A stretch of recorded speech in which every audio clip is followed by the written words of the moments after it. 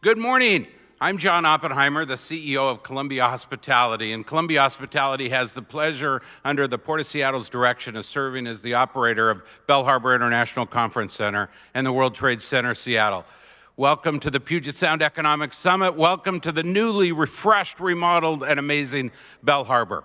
The original plan was Bell Harbor has been closed since early this year while a major renovation took place after 25 years of successful operation. And the original plan was to show you live and have a spectacular grand opening event. Well, times have changed, so now we're virtual. We're glad you're here, and take a minute to watch a quick video of the brand new Bell Harbor International Conference Center.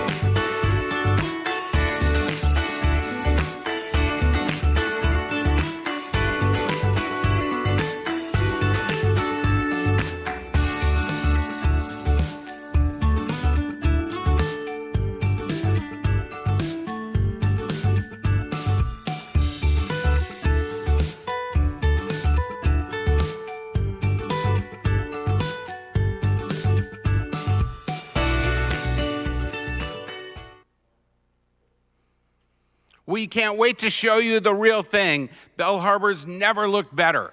And there's still, even today, small, covering all the rules and regulations, events happening on the rooftop of Bell Harbor and over at the World Trade Center, outside on the beautiful and warm terrace. So we look forward to showing you Bell Harbor live and in person. But instead of that, instead of the grand opening big bash we discussed, we got together with the Port of Seattle and said, what can we do constructive to still commemorate the opening, the reopening of Bell Harbor? And the decision was made, the Puget Sound Economic Summit, a chance to be forward-thinking, be positive, and talk about the next phase of our inclusive recovery. So that's why we're here, and we're so glad so many people signed up. And it's today, as you know. We have a great lineup of speakers. Tomorrow begins at 8 a.m.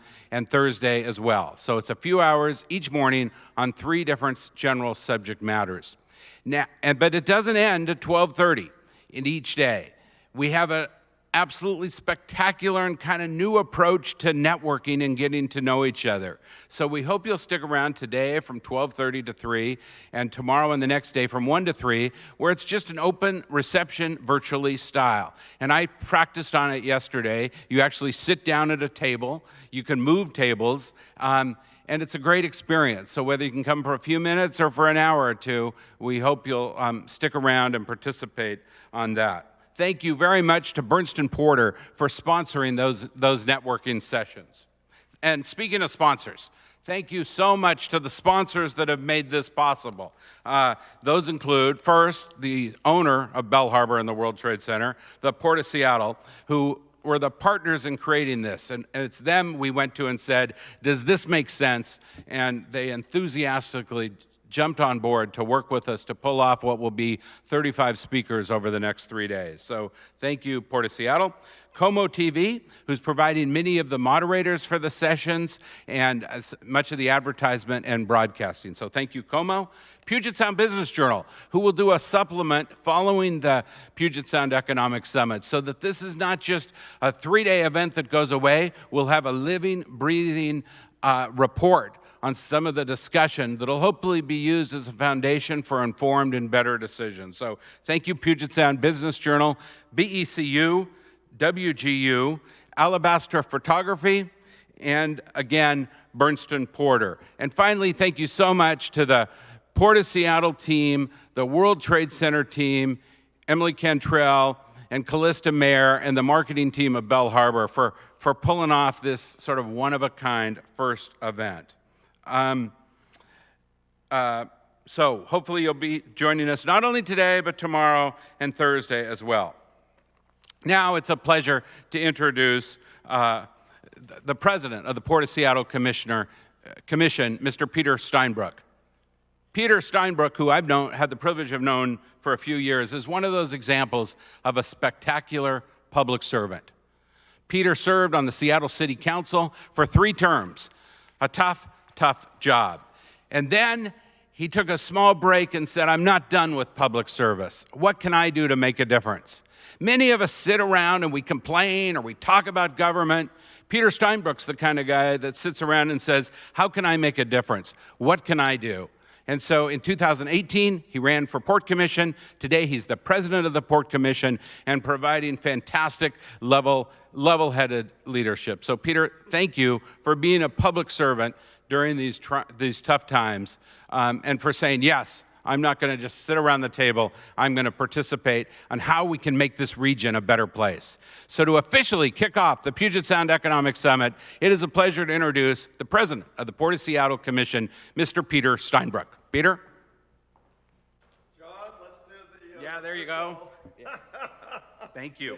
Well, gosh, you made me blush there with that really warm introduction. Thank you so much, John. And I'm so thrilled to see this newly refurbished Belltown Conference Center. It is going to be a fantastic venue, better than ever, and this is sort of like one step along the way in terms of returning to normalcy here, that we are able to be here after this wonderful renovation, and I can't wait to see real live events resume here once again, and they will. They certainly will.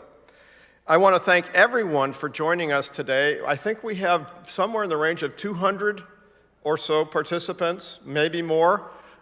We have an incredible gathering virtually, if you will, of participants from hospitality, lodging, and travel, to healthcare, to technology, to government officials, both locally and statewide. We even have the zoo participating. And then again, there are a few activists out there and numerous nonprofits. We're so grateful for your participation. Is this the very first year that this economic summit has been held? What a brilliant idea that was. I hope it will continue and become a tradition because we bring together brilliant minds, leadership, thought leaders, influencers together around some great activities that will follow, as John mentioned, in the next couple of days with super panelists and speakers. So thank you all once again. And also, I want to mention, I'm co-chair of the Great Northwest Seaport Alliance, which is our partner in global shipping. We're the fourth largest international container seaport in North America. And of course, there's a lot of activity there that is critical to our infrastructure and supply chain that has continued throughout this ordeal. I was so pleased this morning to look out my window and see a little drizzle.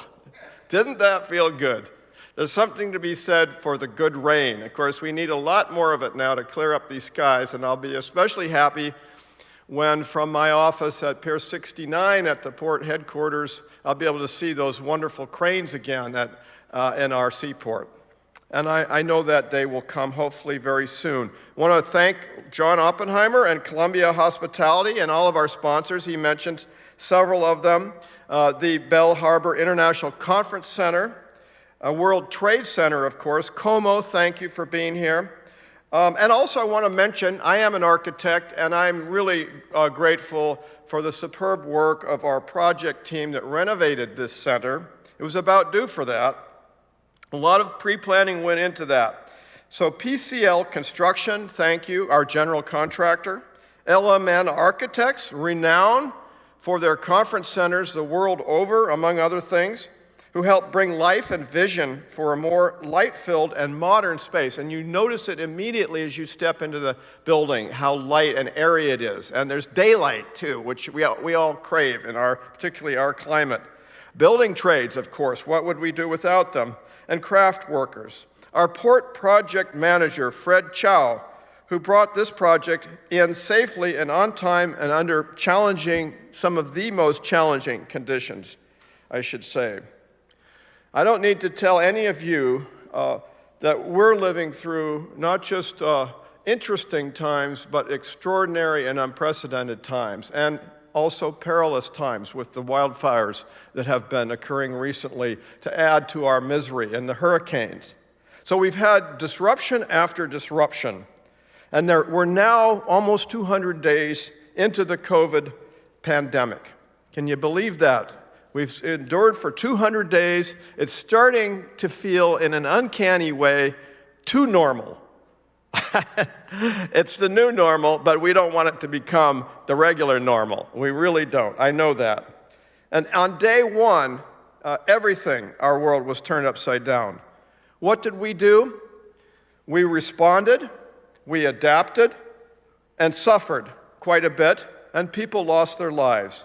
But we have survived, and we've survived through a lot. Our billions in capital projects have continued throughout this pandemic, and in some cases, we've accelerated our capital projects at the port and seaport intentionally to provide that continuity of employment and jobs during this terribly difficult time. So thousands of construction workers, we worked through the protocols and ensured safe and healthy workplace so that our projects can continue. We've always put safety first for our frontline employees, for the traveling public, and all of our communities. We never forget that customers and tenants we serve, and that they're the reason why we're here. From the smallest one or two person office at Fisherman's Terminal in Ballard to our airline carriers and hundreds of concessionaires at SeaTac Airport. Never forgetting our regional and statewide economy is best served when we overcome adversity, protect health and safety, and maintain business continuity by providing strong support and resilience to all of our customers, big and small. Rebounding is going to be critical as we pull out of this mess we're in. I'd like to offer a few words of inspiration. In every difficult situation, there is opportunity. In every challenge, there is opportunity. And the crack is where the light gets in, as a famous musician was known to say. In every catastrophic disruption, there is new opportunity. We now have a much cleaner, safer airport fly healthy at sea due to a strenuous and continuous health and safety protocols for travelers and employees alike. We anticipate there will be new health and safety protocols at our cruise terminal with the return of cruise season, which we fully expect in 2021. And our terminals will be prepared for that. We've become adept at virtual meetings, perhaps too adept. There are clearly some advantages and some disadvantages. As the chair of many virtual meetings, I do like the mute button, which I can control sometimes, and the raise your hand symbol, which is a way to maybe have somewhat more orderly meetings and less disruptive things. So there is time-saving value, there's less travel, etc., speaking in turn and all the rest that goes with that. But it does have some inherent limitations. And I, for one, miss the social interaction, the serendipitous conversation, the things you cannot get so easily on a chat box at a virtual meeting. So to address the compelling nationwide issues of systemic racism, which is also flared up in the United States in a way we've never seen before, stirring really good conversations and discussions and deep thought and reflection about where our country has been, where it's going, and where we want it to be with regard to race, social equity, social justice, equality, and diversity and inclusion. This conference theme is about equity and diversion, and our next speaker I'll introduce in just a minute is going to share some really inspiring talk with us in that regard. We do expect to see numerous reforms as a result of this, and they're already beginning to occur with regard to Black Lives Matter and the subject of policing reform, and we're doing our part at the Port in a collaborative way without being confrontational about it and reactive. And we're working closely with our fantastic Port of Seattle police in that effort, and blacks in government, numerous others, in a year-long effort there. So enough of that. We're prioritizing our projects, as I mentioned, both capital and operating for the year ahead and perhaps beyond. We're in budget right now. And we're looking seriously at fiscal constraints to address the downturn in our revenues and our customers' revenues. As much as 90% at one time of air travel was discontinued. But we keep the airport running. We keep the seaport running. Everything stays operational. We recognize that global sustainability, adaptability, and resilience are more important now than ever to our survival as a species. We are all in this together, as it's been oft said, and by working together, we are proving we can overcome these enormous, unprecedented challenges, find innovative solutions, and be stronger for it. I thank you all again. And now I'd like to introduce our keynote speaker, who has an extensive resume and list of accomplishments. I'd like to mention some of those.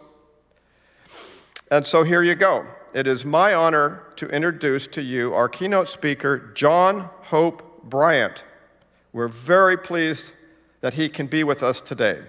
John is an American entrepreneur, author, philanthropist, activist, and prominent thought leader on financial inclusion, economic empowerment, and financial dignity. There's a term, financial dignity, that should resonate. He is the founder, chairman, and CEO of Operation Hope, the largest nonprofit provider of financial literacy, financial inclusion, economic empowerment tools and services in the United States for youth and adults, and in particular, those in our underserved communities. He started Operation Hope in response to the LA riots in 1992 when the LAPD police officers charged with beating Rodney King were acquitted. The organization is composed in part of a nationwide network of inner-city banking centers called Hope Centers, serving low-income communities by offering hope and converting check-cashing customers to banking customers. That's about acquiring wealth, which is critical to pulling out of the inequitous experience that many have had, is to build their own wealth. And so, in addition, he is chairman of and CEO of Bryant Group Ventures. So if his nonprofit was not enough, he's got a for-profit venture, the Promise Homes Company, the largest for-profit minority-controlled owners of institutional quality single-family residential rental homes in the United States. How about that?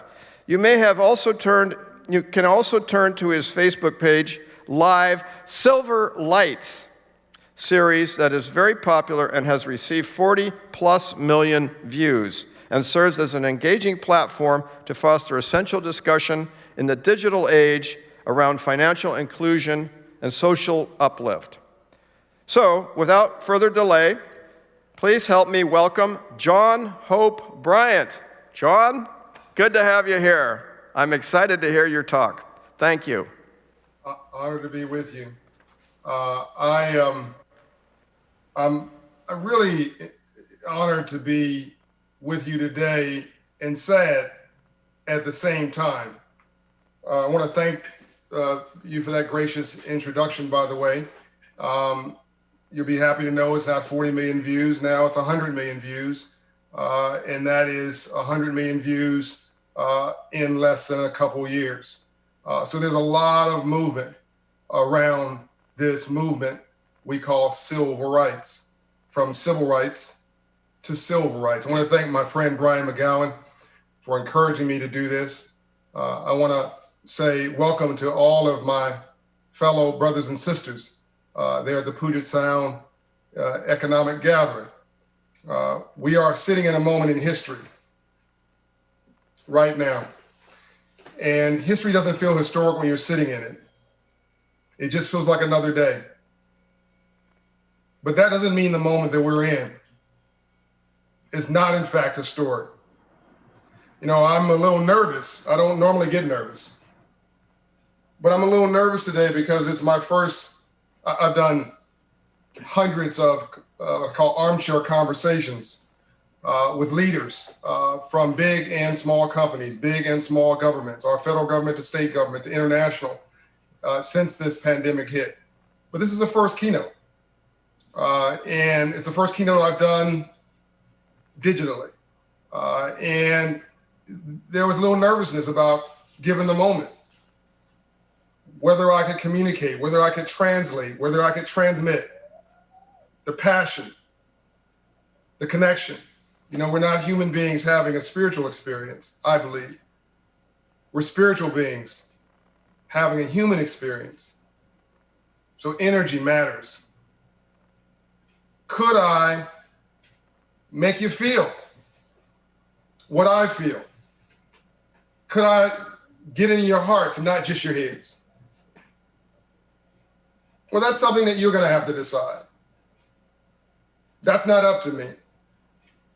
My job is to show up and show out and lean in and give it everything I've got. To be not just a PhD, but a PhD too. And that's sort of your job today. It's not about me. And it's not about you. That's where we lose it. When we start focusing on the transaction and not the relationship. When we start focusing about what we get versus what we have to give. When we start focusing on getting paid versus building something powerful and transformational, we lose it. I'm gonna get back to a moment about why I think, believe, know in my soul that we're sitting in a moment in history.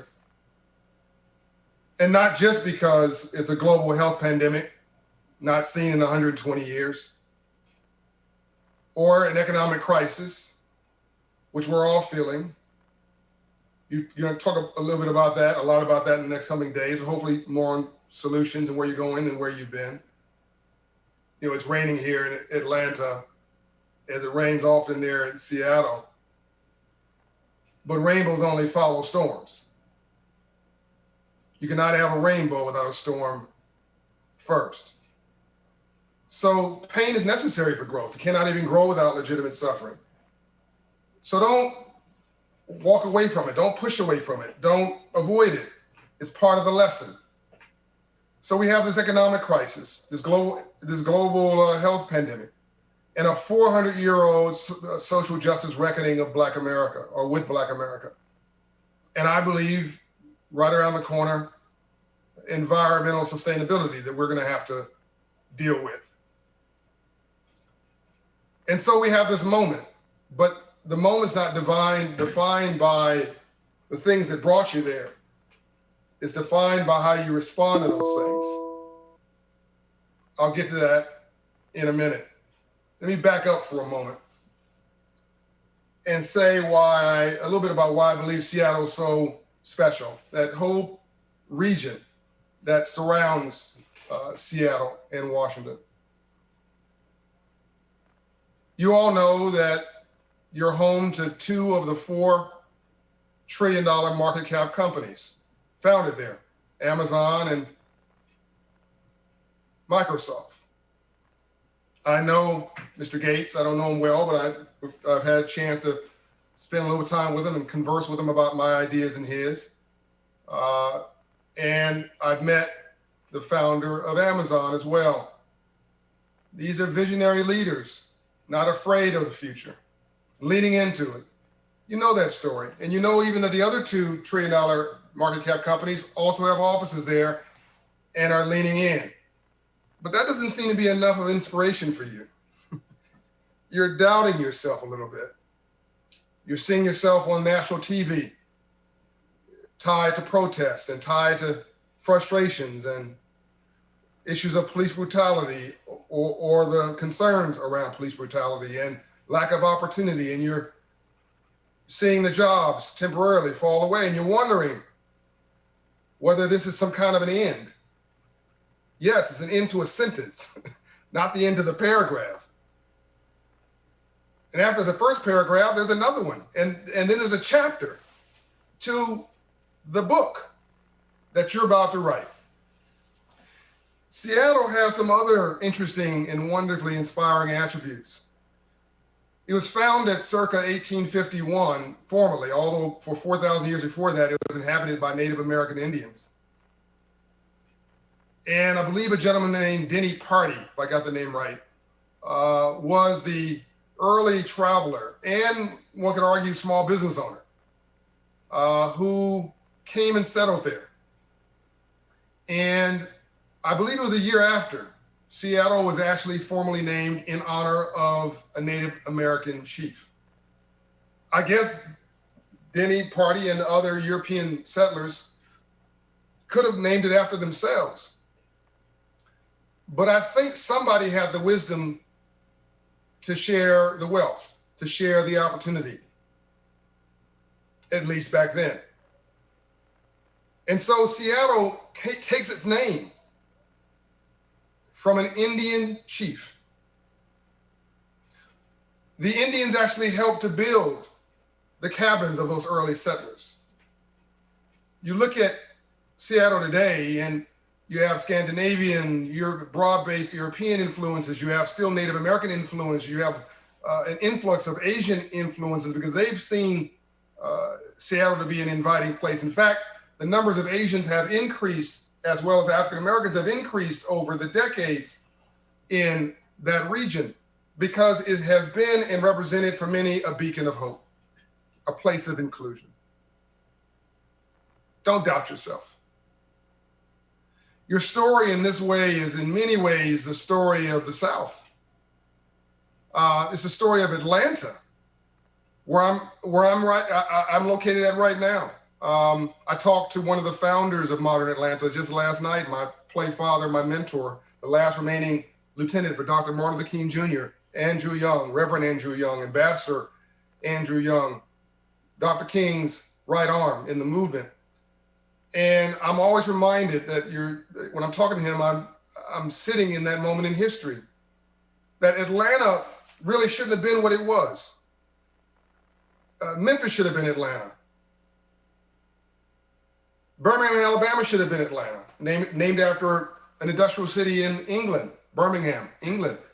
These were bigger cities, had bigger populations, more industrial fiber, a better place for an airport. But they decided to argue over race and who got to the white water fountain or who went to the black water fountain. Stupid stuff. And Atlanta decided to argue over who got the money, who built some wealth. The color in Atlanta was not white or black. Ultimately, it was green. And by the way, Atlanta didn't start out that way. Atlanta was backwards. I mean, Atlanta was one of the original slave plantation states. It was a brutal place in its early founding. And then at some point, it turned a corner. And the battle that changed America was really the Battle of Atlanta, the March to the Sea. Atlanta was burned to the ground. And the Union Army marched through here, breaking the spirits of the Confederates, marched all the way to the sea to say, you've got no place to go and no more arguments to wage. And that was really a turning point. And by the way, 20 black ministers met in Savannah, which wasn't burned down, not far from here, with General Sherman, Secretary of War Stanton. And they were asked, what do you want? Reminds me of today. Did they want welfare program? No. They want handouts? No. They said, we want land. We want to do for ourselves. A hand up, not a handout. And this conversation, Brian McGowan and I talk about this, it should never be about pitchforks or prosperity. It should be about all people having an ability to rise. Well, that meeting in Savannah resulted in what we now know as 40 acres and a mule. That happened in January 1865. And in February 1865 came the mule. January was the land. In March 1865 was the creation of the Freedmen's Bank by Abraham Lincoln, chartered to teach free slaves about money. And then unfortunately, Lincoln was killed the next month, April of 1865. And Reconstruction fell away, that vision fell away, and we never finished that unfinished business. There was never, unlike South Africa, which had the Truth and Reconciliation Commission, or Rwanda to have the Gacaca courts, there was never a reckoning, not a reckoning, there was never a trial or a process by which people acknowledged that they were wrong, acknowledged that they had been wrong, apologized, and we healed. That process never happened. And we kicked that ball down the court. We don't have time for this history lesson, and this is not what this purpose of this meeting today is about.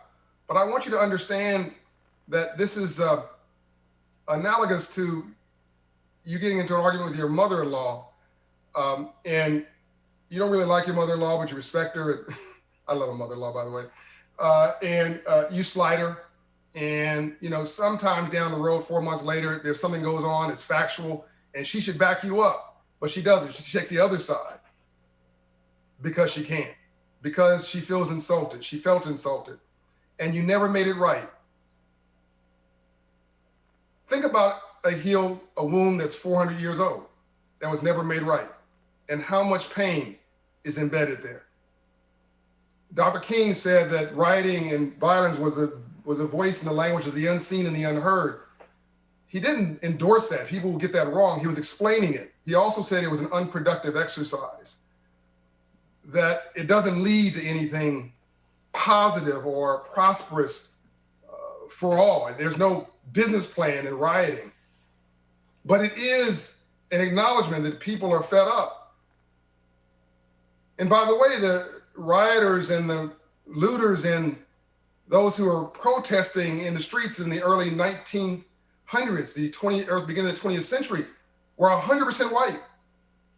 Early Europeans, maybe your grandfathers and grandmothers, who were angry and upset because this country wasn't working for them. And about 50 years later, you had the birth of the legitimate middle class. You had the early birth of that with my friend Henry Ford III and his great-great-great-grandfather creating the modern middle class when he paid workers double within the average was, which I believe it was $5 a day. And that created enough wealth where they could buy the cars that they were building. And voila, you had the middle class. It was good for his business because he didn't have transient employees flipping from one place to the other. They stayed put. But it was also good for society. It was win-win. It was that day's equivalent of a living wage. And Seattle leads the way today as one of the progressive cities that has a modern minimum wage. But, you know, I try to live my life by this credo. Talk without being offensive, listen without being defensive, and always leave even your adversary with their dignity. Because if you don't, they'll spend the rest of their life trying to make you miserable. It becomes personal. We're having a family feud here. This is a spat. It's a family fight. And we got to make it right. We got to knock it off because we're all brothers and sisters. And by the way, we have these spats up until now have been about every 100 years, 1760 to 1776, 1780, thereabouts. Then you had from about 1860 to 1880. Then you had from about 1960, really 1955, but yeah, 1960 to 1970, Dr. King was killed in 68. So was Bobby Kennedy. So was John F. Kennedy. So was Malcolm X. This was a period really more violent, more disturbing than what we're experiencing right now by far. But we have digital lives today, and we have social media and 24-hour news that amplifies and electrifies our challenges and our problems. And, you know, we're early for the crisis now. This shouldn't happen until about the middle of the 21st century. But this is because I believe we've kicked this can down the road without a solution, without true reconciliation. And now we've just got to solve it. Let me go back to the founding fathers and talk a little bit about that, because that wasn't Nirvana either. They literally wanted to kill each other. A couple of them did. It was Burr and our first Secretary of the Treasury, who was brilliant, who's probably, by the way, he was from the islands, had a single mother, who had an interesting trade. I mean, I wouldn't be surprised if Mr. Hamilton was part brother. I hope you guys are laughing there. You got to have a sense of humor about things. But they got into many spats. Many of them were harmed. One of them were killed. These are the founding fathers. These geniuses. They also many of them owned slaves. Conflicting ideologies in the midst of their soaring rhetoric about coming together. And then in the 60s, Dr. King's leaders wanted to throttle each other. I know because I talked to Ambassador Young to get the stories firsthand. Dr. King hated conflict. So it was Ambassador Young's job to work it out. And the only time Dr. King threatened to fire Andrew Young, Ambassador Young, was when he got frustrated and decided not to work it out. He said, Andy, if you don't do that job, you have got no use for you. You're Mr. Inside and Mr. Outside. So his first role was to take the far liberals and the far conservatives within the civil rights movement and bring them together and create a win-win solution, a strategy that Dr. King could move forward with. And Dr. King was the only Black leader really talking to white America. Every other Black leader was only talking to Black America. He said, I'm here to redeem the soul of America, not save Black people. I'm here to redeem the soul of America, not save white people. I'm here to redeem the soul of America, not save poor white people from rural America, from everybody else. I'm here to save the soul of America, not to take one side of a party or another, or to build walls versus bridges. He said, I'm here to talk about the redeeming of the soul of America from the triple evils of war, racism, and poverty. He was trying to bring us together. And he gave his life to take down a whites-only sign. Now, one additional piece of history, and I'm going to come to, I think, where we are today. And then I'm gonna come back to Atlanta. In the civil rights movement, you see the visuals of the marches. That's what we most see. And by the way, they were black and white, just like they are today, which in some ways is inspiring. And it's young people. And where will we be without young people? Young people are idealistic. They expect the best of us. You hear me? They expect the best of us. They want us to live up to our ideals and to our rhetoric and to our promises. They don't expect us to, as President Clinton once told me, to live through the creed that you can't expect someone to agree to the truth when the lie is paying their paycheck. They don't expect us to rationalize, which is to tell in some ways rational lies. They expect us to step up. Young people expect us to do that. And when we don't, they do, to remind us of who we used to be. We may get frustrated with how they do it, but we should be very glad that they do it. So Dr. King and Ambassador Young and others, and women in the movement who never got credit, by the way, they shut down those economies in the South. This is very important. You don't hear this part of the story. They shut down the economies and through marches, peaceful marching. They knew what they were doing. And then they wouldn't march after 4 or 5 o'clock because Dr. King knew that the press had to get that film on a plane to New York City to process for the 6 o'clock news. Remember that? Some of you from 30 years ago. And Dr. King was a brilliant marketer of the moment. And he also then told his friend, Andrew Young, Andy called him. I call him Ambassador Young. Andy, I need you to take off the overalls and put on a business suit. Some of you need to take off a business suit and put on some overalls and go to the community and listen to what they have to say. God gave you 2 ears and 1 mouth, so you listen twice as much as you talk. You learn amazing things when you go to the community. I try to go at least once a month. But he said, Andy, I want you to do the opposite. Take off the overalls and put on a business suit and go meet with 100 business leaders in town and listen to what they have to say and cut a deal. That's right, cut a deal. So Ambassador Young went and met with 100 business leaders after the town's economy got shut down. And the business leaders were saying, how do we get back? How do we get our economy back? And it was simple, take down the whites only signs. And so those who integrated the South was not the government. It wasn't the city leaders. It wasn't the mayor. It wasn't the governor. They were standing in the door saying no more. They had short-term solutions. Cut this, do that, pull out the armament, so cut the budgets. It was the business leaders who took down those whites only. So think about it now. It was a Woolworths. It was a J.C. Penney's. It was a soda shop. It was a water fountain. It was a bus company, which was in privately owned. They wanted their customers back, and they didn't care whether the customer came to the front door or the back door of the bus. The color of the currency was green. Because when they shut down the bus company, Black people created Uber, which was the black taxis. we would push everybody, drive everybody around in an informal network of cars. That was the Uber 70 years before. And it's funny, but it's serious. Because the business leaders said, no mas, this is not, we're winning a battle, losing the war. Then the business leaders went to the mayor and said, knock it off. It was the business leaders who integrated the South. Think about this now. It was the business leaders who inspired change with our more enlightened political leaders. Let's fast forward. Dr. King wins the Nobel Peace Prize, and the business leaders in Atlanta did not want to honor him. Little known story. And so the mayor of this city had the enlightenment to go to the CEO of Coca-Cola, the former CEO, who's at a hunting lodge, Robert Woodruff, and said, I need your help. The business leaders won't honor Dr. King. And Woodruff put down his stuff and said, wait, he called the business leaders at Coca-Cola and said, wait. Let me, L-E-M-E, let me understand this.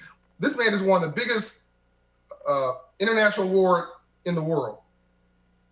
We're a global supply chain company, Coca-Cola. And if you don't want to honor this man, because we relate to what he did, we're going to move out of this backwards town and go someplace people who've got some sense. I don't care whether you like him or not. You should respect what he's done. And it's good for Atlanta. And if you don't, we're leaving. He put his beliefs where his wallet was, or put his wallet where his beliefs was. And one problem in this country, we have taken our culture and put it inside of our economy versus putting our economy inside of our culture. That little bit more of that later. And 2 weeks later, the ballroom was full. I call it the Woodruff effect, named after Robert Woodruff. I think we need to see in Seattle and around the world. I'm trying to encourage you because I think Seattle's a beacon of hope for this country.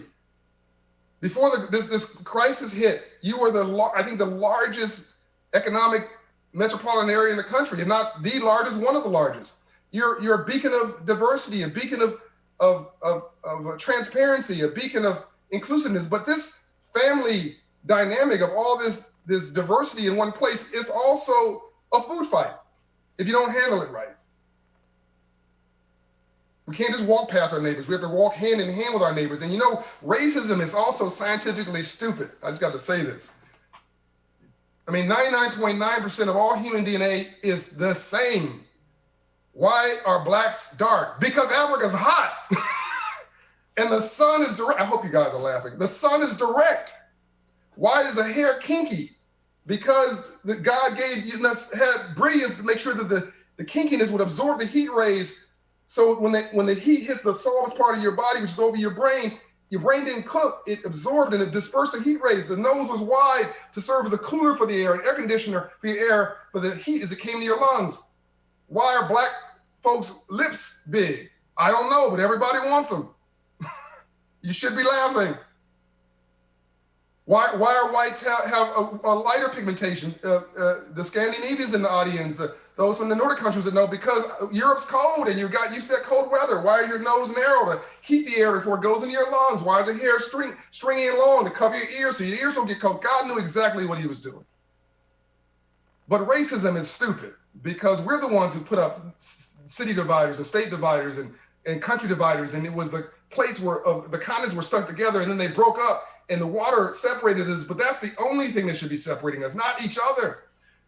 You know, our enemy is not inside this country. It's really our competition is actually outside of the country. And everybody wants to be an American, but Americans, it seems, we're busy fighting with each other.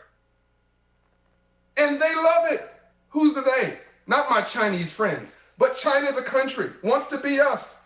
They're at war with us, an economic war right now. We're at war. Russia is at war with us right now, but they can't afford to kill us with bombs and bullets. They want to divide us and separate us and then make us subservient consumers and payers to their economic growth. I don't know about you, but I'm not going out like that. If we're going to win this or lose this, let's do it fairly. Let's do it with all the oars in the water and leaning against the wheel. Back to Atlanta and the civil rights movement. That move by Woodruff, I think, was transformational for the city and for Coca-Cola. Do you know that one of the largest growth segments for Coca-Cola to this day are blacks here in America and blacks in Africa? Do you think that part of that is tied to the allegiance that they have, the respect that we have, the admiration for what they did? You bet. There are so many examples, we don't have time in this keynote for me to give it to you, of companies that did the right thing and saw that it paid off. The most diverse places in America are the most economically prosperous. We're the two largest economies in America. First of all, what's the biggest economy in the world? The U.S. economy. We're only at 350 million people of a world with, I think a total of 8 billion and growing right now. It's an extraordinary statistic.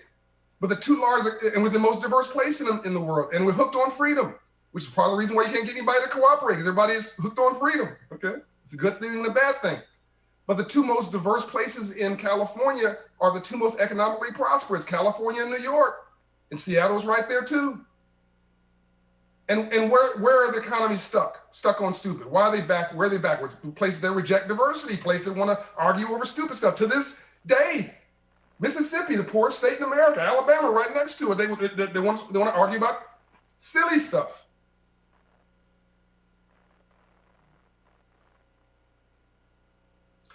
Atlanta decided to focus on what was important. And just so I can pivot to what I think is where we're going next, an important conversation, where do we go from here? Dr. King's last book. I'll just say that after all these travails, these challenges, and black folks and black leaders and white leaders got together in Atlanta, started meeting, started trying to understand each other, build relationship capital. Because if you hang around 9 broke people, I guarantee you'll be the 10th. I don't care how smart you are. And if you just leave brilliant poor people, brilliant black and brown people outside of the power loops, you're not going to end up with another Steve Jobs or another Bill Gates. You end up with the biggest drug dealers in Seattle, the biggest gang leaders. I mean, all a gang leader is a frustrated union organizer. All a drug dealer is an illegal, unethical, corrupt entrepreneur. But they understand import, export, finance, marketing, wholesale, retail, customer service, security, territory, logistics. You're starting to get it. When you nurture somebody in the wrong soil, you end up with thorns and not roses. And then those thorns will stick you. We have a chance here to do it right. I think God has given us a chance for a reset, not a reboot. Because I think that this is all, coincidence is God's way of staying anonymous. I don't think that 2020, all this happened in 2020 by accident. I think it happened to give us a shot to reset. Atlanta decided in 1960 it had enough of the past and wanted to lean toward the future. And we became the only international city in the South. Thank you, Andrew Young. The biggest airport in the world, it will come back and air travel will come back. Thank you, all the leaders, including Andrew Young. Became a beacon of international companies investing in this city. $70 billion invested in just Ambassador Young's term alone. The Olympic Games came here because Andrew Young had relationships all around the world and brought them to this city. It wasn't just him, it was a bunch of people, but my point is one person can make a difference. Robert Woodruff, Andrew Young, Abraham Lincoln, Frederick Douglass. It doesn't have to be these big, Bill Gates, right there. Being a beacon to the world for this crisis and where we go from here. But we can't just lay this off to household names because every big company was once a small one. And now I'm coming to you. We can't subcontract our democracy. We can't lay this off to someone else. We can't pass this down to our children.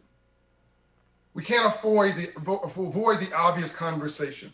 I don't want to get it too much into the past because that's not why you're gathered today.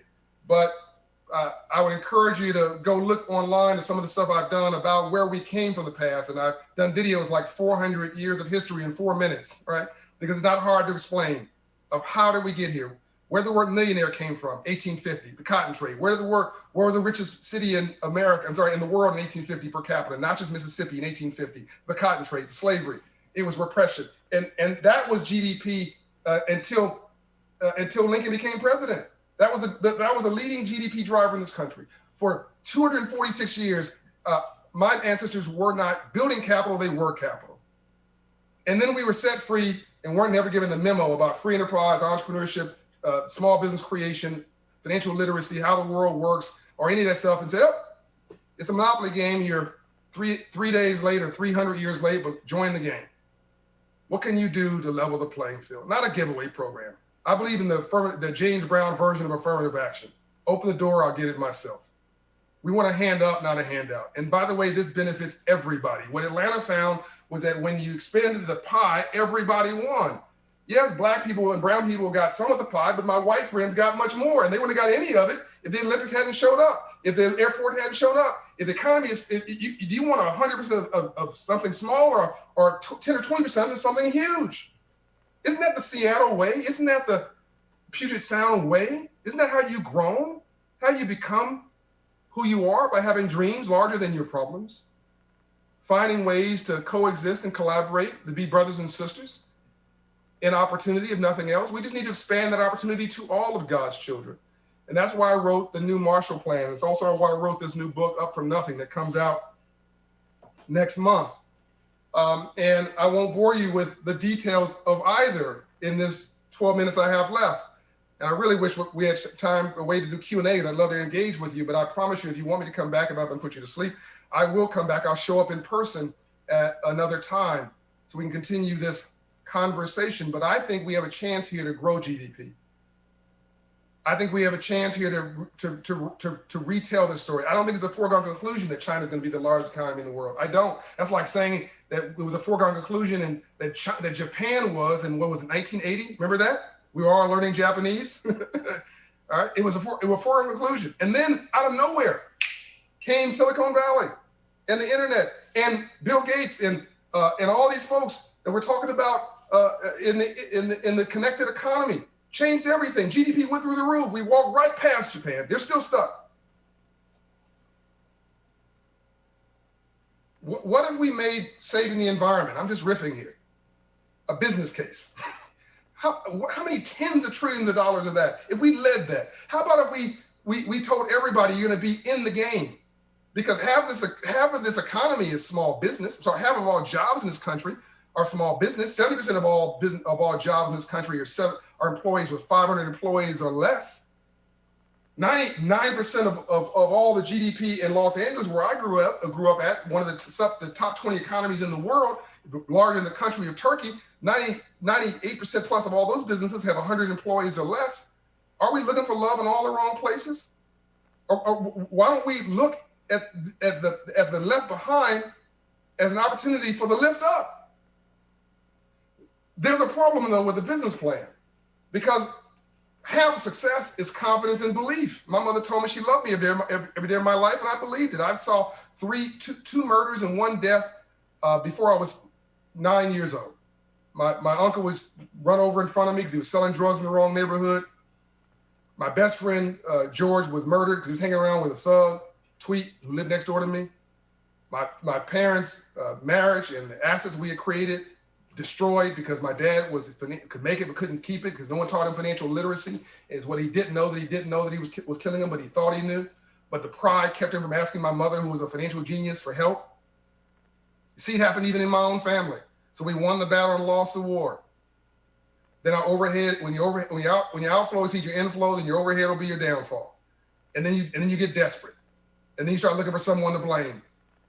And when you're looking for someone to blame and no one, or government leaders or project leaders and not civic leaders, not giving a clear vision, Bible says where there's no vision, the people perish, a clear vision forward, we don't have that vision, then we start attaching ourselves to things that we know, like class and race and religion and ideology and separation, and we start looking for someone to blame for our problems. Let me tell you what, that doesn't pay, and it doesn't solve, and there's no way to get out of this. It's rearranging the deck chairs on the Titanic. The ship is sinking, and we're picking drapes. Go pull up the new Marshall Plan. It's a plan that's larger than the problems that we now see. I wrote it 3 months ago from the Milken Institute. It's now the second highest internet search for the new Marshall Plan in the world, right below the president's comment about same. I respectfully think that I'm talking about hope, and that's a much more compelling and sustainable business plan than our grievances. By the way, I want to commend the Secretary of the Treasury and the Treasury Department for what they did on PPP, which I helped, had a small hand in helping them develop. We can find common ground. We can work together. This is not the Republican Party or the Democratic Party. Right now, we're at war. It's a get it done party, and we all have to get it done. But if we've been kicking rear end or worse, ignoring people for 400 years, and they really don't have the confidence and the belief to compete, like I was told by my mother every day of my life that I was somebody and she loved me. And a banker came in my classroom who was white and taught me financial literacy when I was 9 years old. And I asked this banker, sir, who was wearing a blue suit, a white shirt, and a red tie. Remember him to this day. And I said, sir, what do you do for a living and how'd you get rich legally? And I was serious. I never saw a businessman before. I never saw a banker before. There was no office buildings or skyscrapers in Compton, California. No legitimate wealth that I'd ever witnessed. What do you do? He said, sir, I'm a young man, I'm a banker, and I finance entrepreneurs. I said, sir, I don't know what an entrepreneur is, but if it's legal and you're financing it, I'm going to be one. And I went home and opened the dictionary, today is the internet, for the word entrepreneur, and that's what I am to this day. And then when I was 10 years old, I opened the neighborhood candy house and put the liquor store out of the candy business when I was 10 years old. What do you think that did to my confidence, my self-esteem, my belief in myself? I did it legally. And then I found girls, loss of business, recurring theme in my life. But then I got focused. And I am that guy to this day, with an employee employing hundreds of people, with $100 million asset in one company, and in economic activity of about $40 million in self-made enterprises, up from nothing. And this is America. This is the royalty in America. We don't have royalty like in Europe. We have small business owners, entrepreneurs, and we created celebrity as our own form of regalness in this country. We've done it, and we can do it again. But this time it has to be an orchestra that includes all of us and not just some of us, in order for us to rise and even to survive. So let me deal now with mentality. The mentality for us to win. Go online, Google search the new Marshall Plan. I have the living wage plan there, a living wage for all, which we do through the earned income tax credit. So businesses aren't carrying that burden. We all would pay for it, but we all benefit from it. I explain it there. It's financial literacy for all. It's a reimagining of education from a private asset to a public good. It's K through college, not K through high school, because you cannot have a nation with half this nation is high school educated and expect not to have racism, bias, ignorance, disruption, and people who understand larger concepts. They don't have the exposure, they don't have the education. My mom and my dad didn't, and I saw it. I saw his limited view of the world, even though he had an expansive aspiration. So we've got to go through K through college, as we did for World War II, by the way. We've got to have capital access for all, get out a giveaway program, opportunity for all. We've got to unleash American opportunity, American imagination, which means we need the right mindset. So here we go. I got 5 minutes. The biggest problem, by the way, 100% of these in-place unfortunate shootings of blacks by police were in 500 credit score neighborhoods.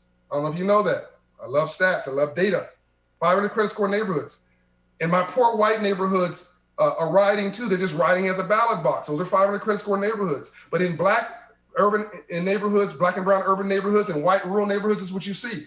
In a 500 credit score neighborhood, a check casher next to a payday loan lender, next to a rent-to-own store, next to a title lender, next to a liquor store, next to a pawn shop, and a church down the street trying to make it all a little bit better. That's the community therapist. But that's the surviving business, not a thriving business. Listen to me now. People just trying to survive. And can you create anything when you're surviving? And the answer is no. All a patent is a monetized idea. That's all it is.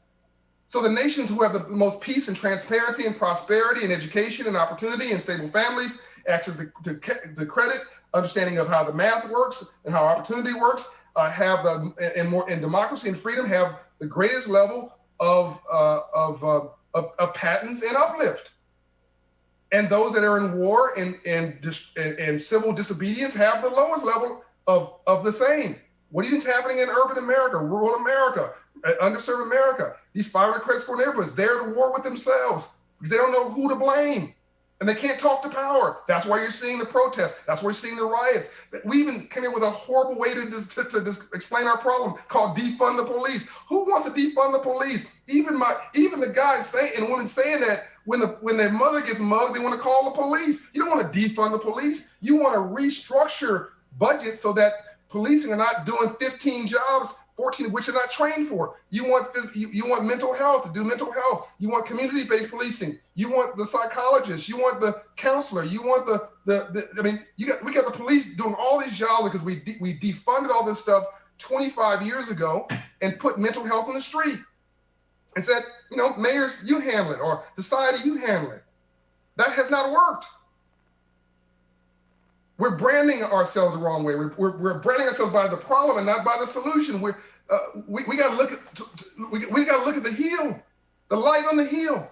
So you got a surviving mentality. Listen to me now. And then you got the middle class created in World War II. That's the thriving mentality. That's a getting mentality. Get a house, get a job, get a paycheck, get some income, get a vacation. It's great. Get some kids. But that's not what built America. That's what sustains America. That's what sustains our freedom, our democracy, our way of life. What built America, and this is a drop the mic moment, are you. Winners. The winning mentality. Winners build. Build a community. Build a church or a series of them. Build a company. build a brand, build jobs, build wealth, build Seattle, build Puget Sound, reset, build America. We need a software upgrade on capitalism. As my friend Shimon Peres, God rest his soul, once said to me when I was talking to him, John, you tell people when they criticize your work, even if you want to distribute money like a socialist, you have to first collect it like a capitalist. But no one's taught people how capitalism, free enterprise works, so they reject it. People say they hate rich people. No, you don't. You hate rich people till you become rich. But when you see a system that's not working for you, you assume it's gamed. So everybody who has won believe they were a winner before they won anything. I was watching the documentary on Michael Jordan last night. Believe he's a winner before he won anything. Oprah Winfrey, Bill Gates, Jeff Bezos, whoever it is. People, you think about this. You thought you were a winner before you ever won anything. And then you got off to do it. So people say, oh, black people need to get off their end and stop being late. Whoa. Your grandfather came from wherever in Europe. Everybody didn't leave from there. That's my book talks about this. The people with a type A personality came to Ellis Island with $2 in their pocket, looked up at the statue and said, I'm going to live the American dream for me and my family. Either you're criminally insane or you have high self-esteem, you have belief in yourself, you have type A personality, and you were a winner, you just hadn't won yet. And that's why Goldman Sachs was a guy named Goldman and a guy named Sachs, selling financial services door to door. Nobody wanted to buy. Or Sam Walton was a pickup truck in a storefront in a high school education. That's now Walmart. Every big company was once a small one, but they had a winning mentality. What are we doing to nurture that today? What are we doing to reinstate that today? Do we even represent that today? Us. Are we communicating that to others? Are we acting like Robert Woodruff? Are we acting like the founders of Seattle? Or have we lost our way temporarily? I believe in you. America can't be this country without you.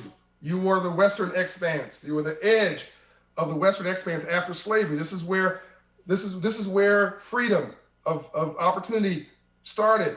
This whole Western expanse. All right. This is the second coming of our American story.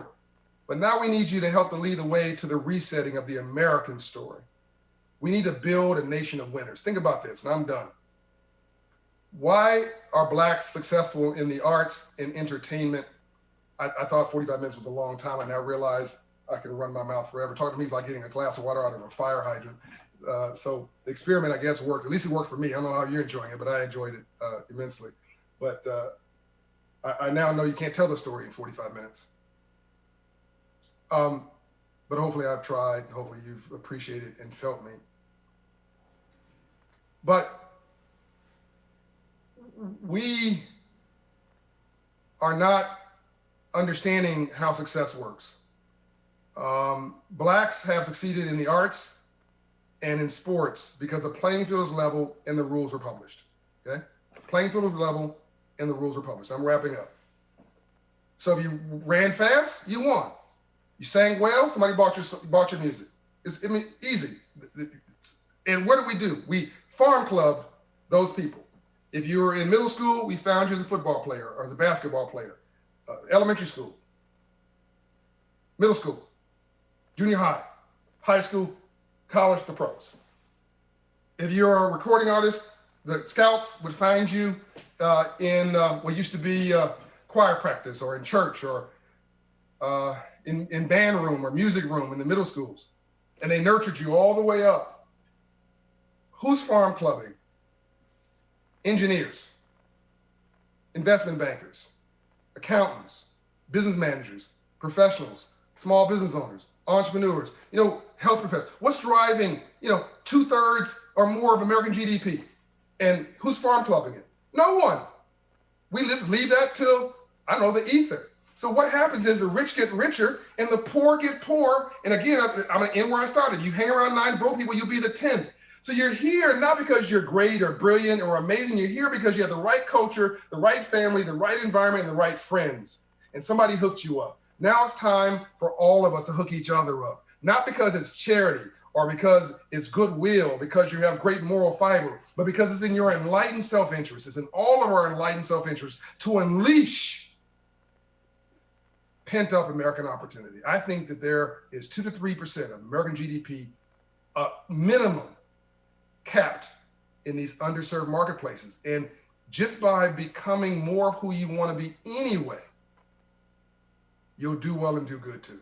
Thank you very much for having me. Thank you for being a beacon of hope. If something I've said is touched you the wrong way, blame it on my head, not my heart. I mean well. I just think that sometimes we've got to appreciate that problems are the opportunity. We just need to see it that way. I love you and I appreciate you, and make a great conference. Let's go let's go be the change we want to see in the world. John Hope Bryant, thank you so very much for kicking off the Puget Sound Economic Summit. You did such a wonderful job talking about our country's history, your personal history, to lead to a better tomorrow. So we also heard you about the next time it'll be live, and you'll be here in Seattle, and we can't wait to welcome you to Belle Harbor to continue this discussion. But you've kicked us off beautifully, and we're very appreciative. So thank you very, very much, sir. God bless. We are, and speaking of thank yous, I thanked some earlier people that created this economic summit, but also want to make special thanks to the people that have worked for the last 3 years to renovate Belle Harbor. And that's the Port of Seattle, Melinda Miller, Dave McFadden's group, and to Linda Jones, the general manager of Belle Harbor, and Brian Flaherty, the managing director of Belle Harbor and the World Trade Center. So thank you to the four of you. We wouldn't be here if it weren't for the four of you. We're now going to take a quick stand-up stretch, show you a few videos. We're going to come back to some remarks by Dr. Tanya Drake from WGU, and then 3 amazing panels led by Molly Shin from Como. So stand up, stretch, don't go away, and we'll be back in just a minute. Thank you.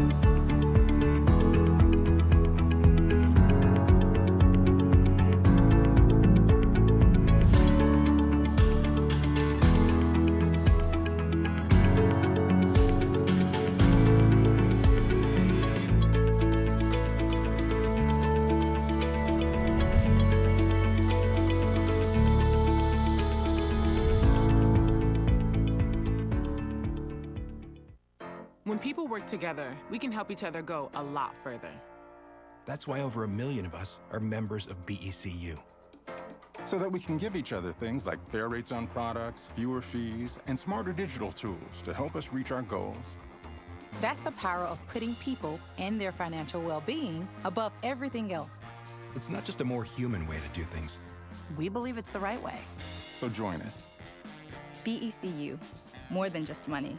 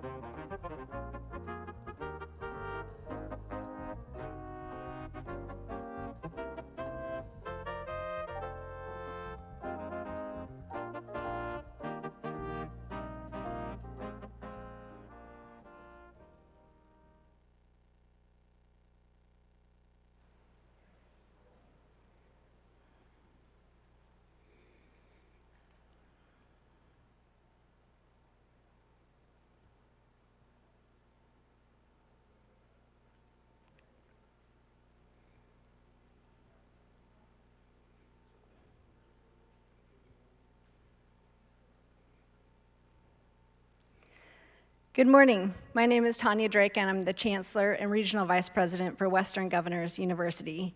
It is truly an honor to be here and support this important topic, creating a path to recovery, and wow, what a way to start this morning. I could have listened all day to our keynote. Each of us has been directly impacted by this pandemic, emotionally, physically, financially. I have turned to yoga and meditation, and there are two words that enter my brain throughout the day. Begin again. As I enter my next Zoom meeting, as I help my 2 teenagers start their fall semester online, as we respond to this economic recovery, I take a breath and say, begin again. And that's what we're here to accomplish this week, to begin again. We've done it before Puget Sound, and we will do it again by creating a path to economic recovery through an equity and inclusive mindset, which is very true to my value set, and I'm excited to explore this. At WGU, we believe in the inherent worth and ability of every individual. We work to bridge the gap between talent, which is abundant, and opportunity, which we must expand for all. During this recovery, we face a workforce that will need upskilling and reskilling to meet the needs of this emerging economy. We will do this by increasing access through low-cost, high-quality, and responsive learning opportunities. And we must leverage the latest technology to deliver diverse and innovative economic solutions. At WGU Washington, our commitment to this recovery is to strengthen the region's competitive position in the global marketplace by meeting these emerging workforce needs, and to help create a bright future for those directly impacted by this pandemic through the transformative power of education. We are all facing enormous challenges, and we will come together, starting with this summit, to build a collective impact where we will begin again. And now, to guide us through this conversation, it is truly my honor to introduce our Master of Ceremonies, Como TV anchor Molly Shin. Molly has won Emmy Awards for her live reporting and anchoring, and is named Journalist of the Month by the website Women's E-News. She's recognized for her work in the community of raising awareness for the needs for free counseling services for sexual assault victims. Molly regularly volunteers her time as an MC for various community groups, and she's an honorary board member for the Harborview Children's Response Center, where they serve children who are victims of assault and other trauma. Please help me welcome Molly Shin. Dr. Drake, thank you so much. I really appreciate that wonderful introduction and am thrilled to be with everybody here today. As you mentioned, we are at such a critical time right now. Not only are we faced with this global pandemic, but it has never been more important for us to be focusing on equity and inclusion. So it gives us really a great opportunity right now that we have to take advantage of. It's only fitting that our first panel discussion of this summit today focus not just on these challenges that we face right now, but also the opportunities that we have. So let's get our panel started. I wanted to introduce who we have with us today. 4 panelists, and 3 of them are joining me here on the stage, 1 joining us virtually as well. So let's welcome Puget Gaysar, who is the Senior Director of Equity, Diversity, and Inclusion at the Port of Seattle. Puget, please come on up. Followed by Mayor Jemmy Mata, who is the mayor of Burien here, just outside of Seattle, also a local business owner. Lori Otto-Punk is also with us here in person, the president of the Washington Council on International Trade. So glad to have all 3 of you here. We're also joined today by Chris Mefford, who is the president and CEO of Community Attributes. Chris is joining us virtually. Let me go ahead and, so I'm not standing right in front of you here, Puget. Before we launch into some of the more in-depth questions, I kind of wanted to just do a quick round with each of you. And Puget, since you're closest to me, I'm going to call on you first. Kind of quickly tell us right now just what makes you optimistic right now. I think there's so much focus on all the things that are bringing us down, but there is a lot to be optimistic about. Thank you. Good morning. Thank you for asking this important question. What makes me optimistic is the demand for justice and racial equity. I see so many people are more aware of what that means.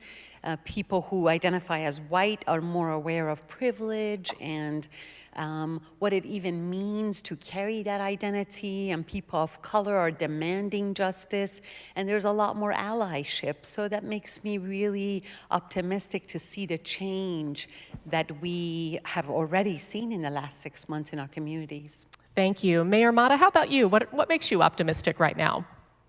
Well, that we're having this conversation in our country. When I was growing up, I never really felt like an American, although I was born in this country, because what I seen through my own lens, right? And it's not until I went to Mexico to the Mayor's North American Conference where I realized that there's nowhere else in the world that a person like me exists but in the United States of America. And what makes, the very thing that makes us strong as a nation is the very thing that's weakening us now. And to me, it's that we're going to have that conversation. Right now, I think the conversation is being had in a way that is not productive in a sense, right? Burning down buildings is not the way we figure out how we are as American. If you look at our culture, we're a pretty new culture in America. So the word being an American, what does that really mean, right, to a person? I got the privilege to go to China, and there, I know I was in China, but I wanted to eat some barbecue or have some fries or have a taco or a burrito, and it just wasn't possible. So again, I realize how privileged I am to live in a country that diversity is our strength, and unfortunately at this moment in time, we're not seeing that. But I'm optimistic that the conversation continues. Summits like this are really going to talk about the economic engine of our country. So thank you. Thank you. Lori, how about you? Same question. Two things. One, I'm grateful to be here in person in a socially distanced way with you all, so thank you for convening us. And then second, Wichita really represents small to medium-sized businesses across the state that are really dependent on selling their products outside the United States. And so this has been an incredibly tough time for many of them, particularly the farmers and ranchers and others. But I think that the thing I've been really optimistic and inspired by is these businesses' adaptability to change and really, focusing on what they needed to in the moment of crisis when the economy was basically put on pause, and how they are coming out on the other side of this oftentimes in a more productive and positive way than they could have imagined. So I'm just really inspired by some of the businesses here that have leaned into the adversity and come out on the other side in a better way. We really do learn how resilient we can be. Thank you. Chris, how about you? What makes you optimistic right now?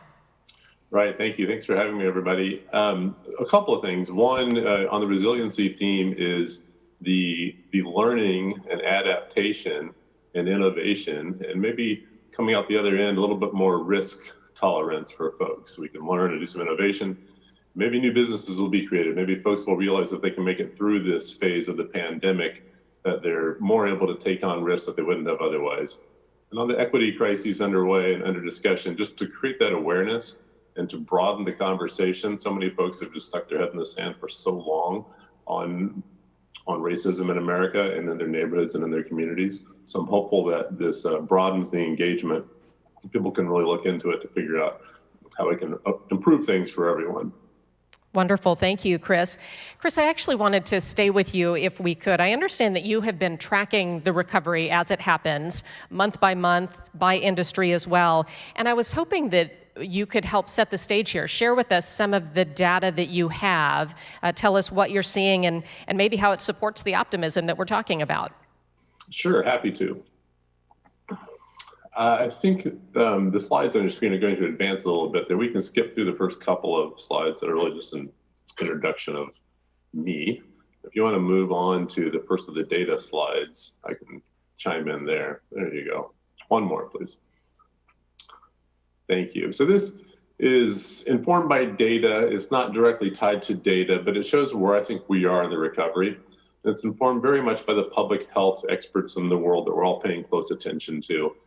I applaud the efforts of the Bell Harbor Conference Center. It's such an important asset to this region, and so many great economic events and community events have happened in that facility. And it's great to really be smart about how to reopen safely. And we're learning, right? We're trying to understand how can we adapt to the pandemic and how can we open up as much economic activity as we can as we go. The question for the economic recovery is how does that scale? And the challenge is how do we get back to those major components of our economy, such as going to stadium events, air travel? How do we scale those back up to their capacity? And unfortunately, those activities cannot get out in front of the virus. We absolutely need to be vigilant to try to learn how to adapt and be safe while the pandemic is still underway. And until there's such time that there's a vaccine or a treatment that is scalable and recoverable, then this economic recovery is going to be behind that public health crisis. So we just really need to be smart about that. When people set expectations and say, well, the pandemic's behind us and back when there was a pandemic, they're really not tracking the health data, and everything about this economic recovery is dependent upon progress on getting a vaccine or a good treatment so we can get the COVID virus under control. With that in mind, based on my best interpretation of the experts that are speaking to this, I was hopeful we'd be able to get back to some sort of economic capacity again towards mid-June or July. But my understanding is to really scale up and get the vaccines out and to get all of society to that point of immunity. It's more realistic to think later on in 2021 that all of economic activity can return to some sense of normalcy of the behaviors. Next slide, please. So what's happened in the meantime? On a nationwide basis, gross domestic product is a measure. It's an imperfect measure, but it's a measure of understanding economic activity. And a part of that, of course, has been propped up heavily by the federal stimulus packages that have been a big part of this recovery. And they've been critical. They've been useful to push out dollars to families and workers that are out of work. And you can see some of this data on the screen there. The current forecast, the best guess is anyway, that this year we might end up down about 6% down from past years. And this is a metric that trades on the tenths of percent. So to be down by 6% is a big, big deal.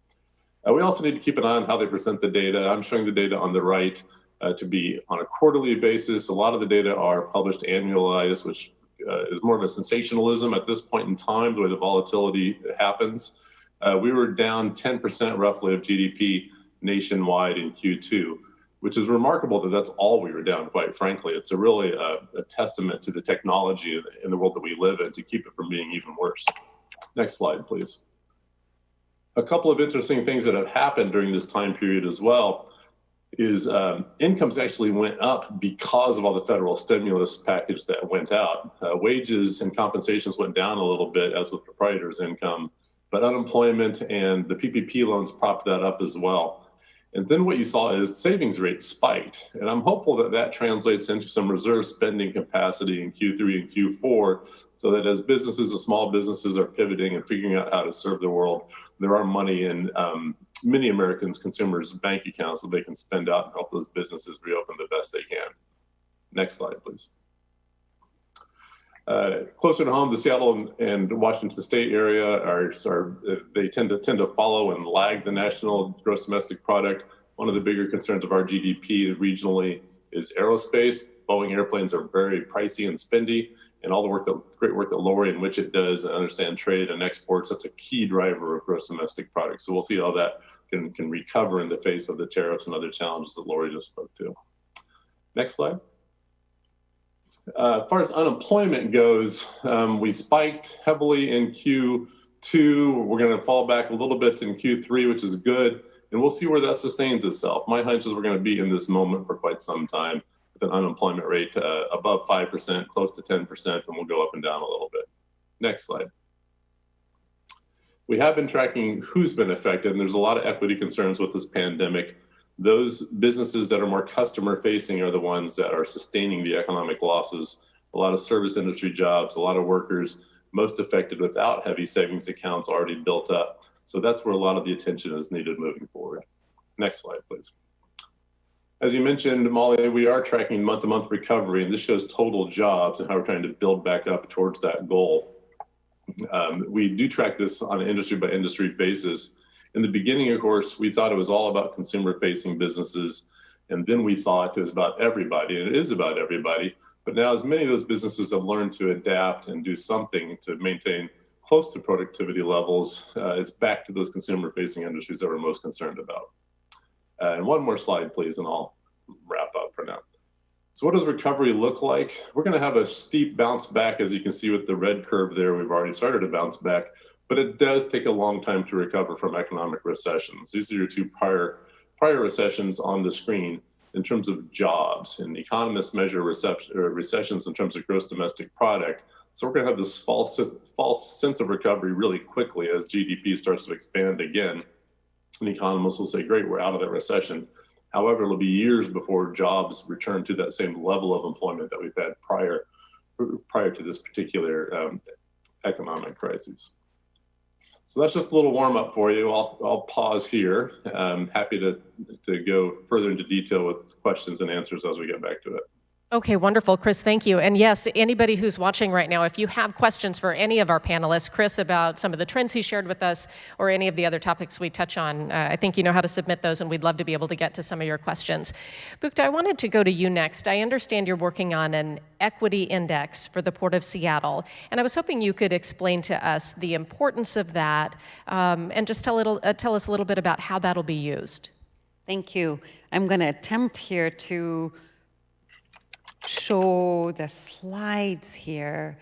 All right, so at the Port of Seattle, we, with COVID, we decided that our economic recovery efforts needed to be framed with equity and social justice intent, and we then were challenged with, well, what does that look like? What do we mean by that? So I'm going to just, I know that Chris has just talked about the disproportionate impact of COVID-19, and probably a lot of the people who are watching us here today are aware that COVID has impacted all of us, but just as an example, people who identify as Black and in the African American community have died at 3 times the rates of white folks, and hospitalization rates in the Latinx communities has been 4 times higher. So the question comes up of why is that?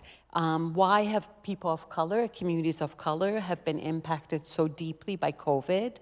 And we have 3 different buckets that I usually point to. The first one being health and safety, or communities of color's access to health even before COVID, was their trust to the health systems, what was the relationship, was there access, what did the disproportionate impacts of that look like in communities. For example, we know that diabetes rates are much higher in the Latinx communities and African American communities. And then economic security, some of what I think Chris just pointed out to, in the last 6 months, for example, in South King County, now unemployment in youth of 16 to 24 years old are as high as 40%. And some of the people who were laid off and furloughed first are people with high school degrees. So who has economic security is really the question. Who's that available to? How do small businesses are impacted by all of the lack of security of the last 6 months? But even before that, as I'm pointing out to the pre-existing conditions, is that we know that a lot of small businesses were getting displaced by the changes in our communities and driven further and further south. And so how did COVID impact them? And then the last bucket being cultural impacts.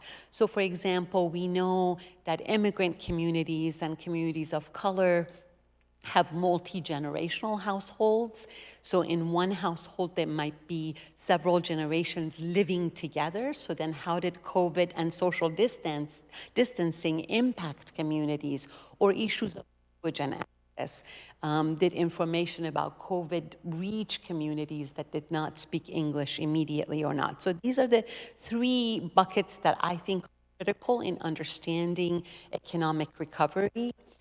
And we then started to put together some principles for how we wanted to we wanted to act in our recovery efforts. The first one being integrating equity at all levels. So whether it was about the response to our tenants or whether it was about efforts at the airport to cruise, that we would absolutely frame it with equity. The second one being prioritize the needs of the people most impacted. Mitigate economic loss. So for example, we know that small businesses have been impacted so dramatically. So how, with the port's commitment to protecting economic vitality of our communities, what does it look like to support the smallest businesses first? And then ensure language access and support community-based organizations because they are the first to be able to reach the communities most impacted. Oh, I see that this slide. Okay, so we went about creating an equity index, which, to clarify, has 27 indicators and helps us with guiding our investments in communities. We wanted to know, where do we look? Where do we fund? And the two buckets being pollution burden and then community characteristics, so this census data plus economic information about communities put together this map for us. We developed a lot of indicators, again, based on what pollution and impact of the port looks like in communities, as well as sort of going about through working with the City of Seattle, King County, other partners to come up with the indicators for economic security in communities. And then we came up with our equity index, which you can see here in this slide. So you can see that the darker the color, the more intense are the combination of all of these factors. So the darkest areas being where pollution and lack of economic security is impacting people the most. And I'll just talk really quickly about, so for example, you see now the circle of the most vulnerable communities are in the darkest. I'll talk about two examples, which currently the port has launched the South King County Fund to support economic recovery in South King County communities. And we've looked at the darkest areas in the map of South King County, where have people been impacted the most, to really be able to target our investments. And the second example is that we've just funded $1.5 million to be able to target, again, the people 16 to 24 years old who were the first to lose jobs and to experience, a lot of economic loss. So we have funded about 200 youth with jobs in South King County in the darkest area. So these are just examples of how we are disaggregating the data a lot at first to look at impact and then using it to guide our investments. Wonderful. Bukta, thank you so much. Mayor Mata, I wanted to bring you into the conversation now. You have such a unique perspective because you are a city leader, obviously, but you also own your own business. So you have some hurdles to clear in both aspects of your life there. Tell us a little bit about how the pandemic has affected what you do, and opportunities you maybe see to close the disparity gap. Well, yes, I'm the mayor of the city of Burien. I also own a company by the name of Ahora Construction, and which means right now, today. And to me, this economic hurdle has impacted my business. But one of the things that I've always told my team, like, we can't lose hope, right? If we lose hope, then we lose everything. And the reality is, the pandemic itself actually was an opportunity for us because we were able to secure some PPP money, which realistically helped us keep our employees employed. I'm in construction, and we're starting to see the market tighten. As you can go down through the streets of Seattle, it's pretty scary times. And then confronting, all the unrest that we're having in our country. To me, but it also dials us in making sure that we know how we're marketing our business through social media, calling back out those relationships you've built over the years, making sure that we stay positive. But I'm the fortunate person. I've had other businesses who have called me and said, Jimmy, why is it that these jobs that we had before, other contractors are doing? And I asked them, well, did you receive any PPP money? Did you do the paperwork for it? No. Well, we got money we got to spend by December. And so that's where I kind of see the inequity lens, right? And it's like the question is here in America is we're a really young nation. And the question is, if we look at the numbers statistically and we look at the Latino youth, which is the biggest demographics, and we look at the voting population, we have this country, this nation's changing, and to continue to be, world leaders, we really got to go back and say, okay, speaking a different language is good for our economy.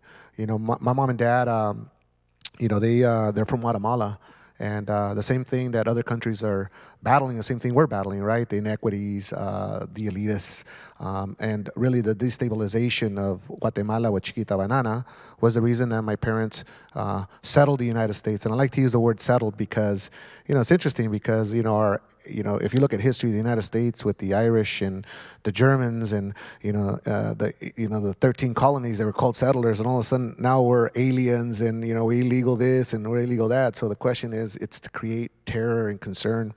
As the mayor of the city of Burien, first of all, it's a privilege to represent the community as a man of color. I know I'm Latino, but I also know that I'm an American, and I also know that my father told me, mijo, you should be happy that I brought you to America. And when I was a young man, I didn't really understand what he meant. He goes, mijo, generation after generation after generation, mijo, are gonna flourish because of the sacrifice your mother and I made. My dad died of a drug overdose at 48, so it wasn't a very easy life that I grew up with. My mom was a farm worker; she worked 2 jobs to support us. But what did that do? It just told me that, first of all, we got to look at people as people, right? And we also got to not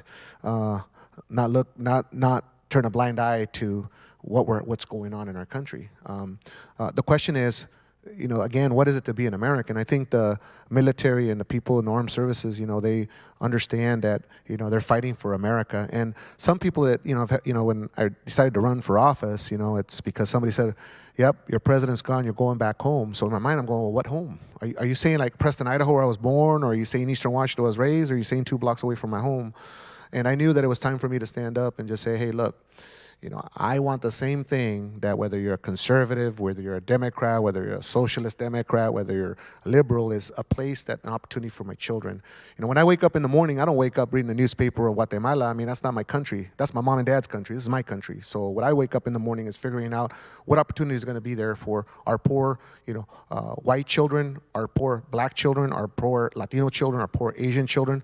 And as a nation, we can't forget that we're supposed to be the world leaders. We're supposed to be fighting against poverty. We're supposed to make sure that this world economy works for all of us. And to me, in Burien, it's one thing we're doing, right, is making sure that we're having a conversation and that we're not yelling at each other. We can agree to disagree. And the pandemic's been scary for small businesses. We're called Foodie Paradise. We have a lot of restaurants, small mom and pop shops. We have a $3.2 million deficit. What does that mean? That means that we got to find that money somewhere to operate. We're not able to cut our grass right now. We're not able to water our grass. We couldn't afford to buy safety chips for our playgrounds. And Burien is about 42% minority and 25% Hispanic. So the question here is, what does this community look like in several years to come? And so that's one thing that we're working on, a lot of policies to be able to address poverty, and then also make sure that our businesses are thriving, and more than anything, making sure that the people that have the money remember that we have a moral compass. Thank you. Thank you very much. We appreciate your leadership. Lori, I wanted to talk to you a little bit about not just the economic situation we're in right now, but actually even pre-COVID. We were in a trade war. And now we have layered the pandemic on top of that. I was hoping you could speak to that a little bit about what policies perhaps we have in place right now that can be helpful, and just where we have gone from the beginning of this year to where we are now. Yeah, great question. You know, Washington State is truly a very trade-dependent and trade-related community. 40% of the jobs here are tied to international trade, meaning that we get to sell to 95% outside the U.S. You know, 95% of the market is outside of the U.S. And Washington's an incredibly diverse economy, and I think that's one thing that we can be optimistic and confident about. So it's not just the big companies that we all know it, but it's also the small ranchers, it's the fishermen, it's the software entrepreneurs, it's ranchers, it's you know, scientists, and there's an incredibly diverse ecosystem here that really factors into the trade-dependent economy that we're part of. And so, you know, as it relates to the trade war, the past couple of years, you know, Washington State's really suffered from that. If you look back to 2014, which was sort of the height of what we were exporting on a year-by-year average, it was about $75 billion that the Washington State was exporting outside of here and around the world. And, you know, last year that was about 50, I think it was 53 billion, so a huge kind of downtick in that, and that was pre-COVID. And so now when you layer on top the impacts of COVID, you know, as well as the impacts of the trade war, we know that we're hurting. And so we've been thinking a lot about, you know, some of the policies that as a state and as a trade association we ought to be advocating for. And so we've been spending a lot of time with lawmakers talking about, look, we can come back and discuss, you know, the reasons for some of the trade wars that we're involved in. But if you look at the 232 tariffs on steel and aluminum globally, those have an incredibly negative impact. You know, they were implemented on friend and foe alike. And then if you look at the 301 investigations against China, China is also one of Washington State's largest trading partners. But, you know, our average year has been about $14 billion to that market, and last year I think it was around $4 billion. And again, that was all pre-COVID. And so when you layer on top of that a pandemic, which is, you know, for months and months, literally hit the pause on what so many of our small businesses in Washington State were doing, it's a huge and negative impact. So the biggest economic stimulus that we've been advocating for is, hey, you know, let's suspend the trade war and the existing tariffs that have resulted over the last couple of years. We can come back to having a really important conversation on the policy front about what's fair and what's right, and how do Washington states access those markets in the most fair way, and that ought to be done. But in just terms of economic stimulus, we think it's incredibly important to stop the damage that's being done on that front. We've also, you know, been advocating that USDA ought to look at, you know, some of the biggest negatives have come from our agriculture community, right? So seafood and potatoes are two of Washington State's largest exports, and we know that when the pandemic hit, a lot of those fish and other you know, fruits, vegetables, and potatoes and other things were literally just sitting on the shelf, unable to go, and there was no demand for that. So, you know, and we also know that there's been an increase in food security in this country. And so how can USDA take some of that surplus and deploy it to the communities that need it most? We know that that would be an important priority as well. But I think there's also a really important conversation that needs to be had around medical supply chain and how we continue to look and innovate to make sure that if there's another pandemic in the future, how we are better prepared to handle that from a trade perspective, to make sure that all countries are getting access to the type of protection equipment and type of medical supplies that we know we're going to need, and what can we learn now about how to deal with this later. There are so many lessons to be learned. There's no doubt about that. Thank you. We do have a question from our audience, and I think we have touched on some of it a little bit, but let's dive into this. Besides construction, IT, and health, what are the other industries to consider on our path to recovery? Chris, maybe that's a question you could handle. Sure, happy to chime in there. You know, there's a regional version of that answer. To think about what are our region's economic strengths and comparative advantages. And for about 25 years now in this region, every industry has been and should be asking itself, what is our technology strategy, right? The breadth and depth of tech talent in this area ranks very high worldwide. And just by virtue of this conference and everything else we've done remotely over the past 6 months, we now see more opportunities to leverage technology and the uptake of embracing technology in different ways. And that really permeates to any and every industry to try to figure out how to leverage the capabilities within this region to do more and to do differently and to do outreach, to reach further out into the economy for more business opportunities. The flip side of that on the equity lens is how important access to broadband is. The Gates Foundation and other folks have been leading on this for years, and now it's a great topic here within this region to just be aware of how many people are left out of access to broadband technology and really what a basic need it is to be able to get online and to fill forms out and to be able to participate in our economic prosperity. So, to me, that technological opportunity is both the upside across a broad range of industries and also sort of a social justice imperative. This summit itself is a good example of how we've all just learned how to use technology and just keep moving forward. Certainly, there are so many examples of that. Lori, I wanted to ask you, and I'm sorry, you might have touched on this a little bit, but just with the border closures that we've had because of the pandemic, how do you think we have done in navigating that when it comes to trade?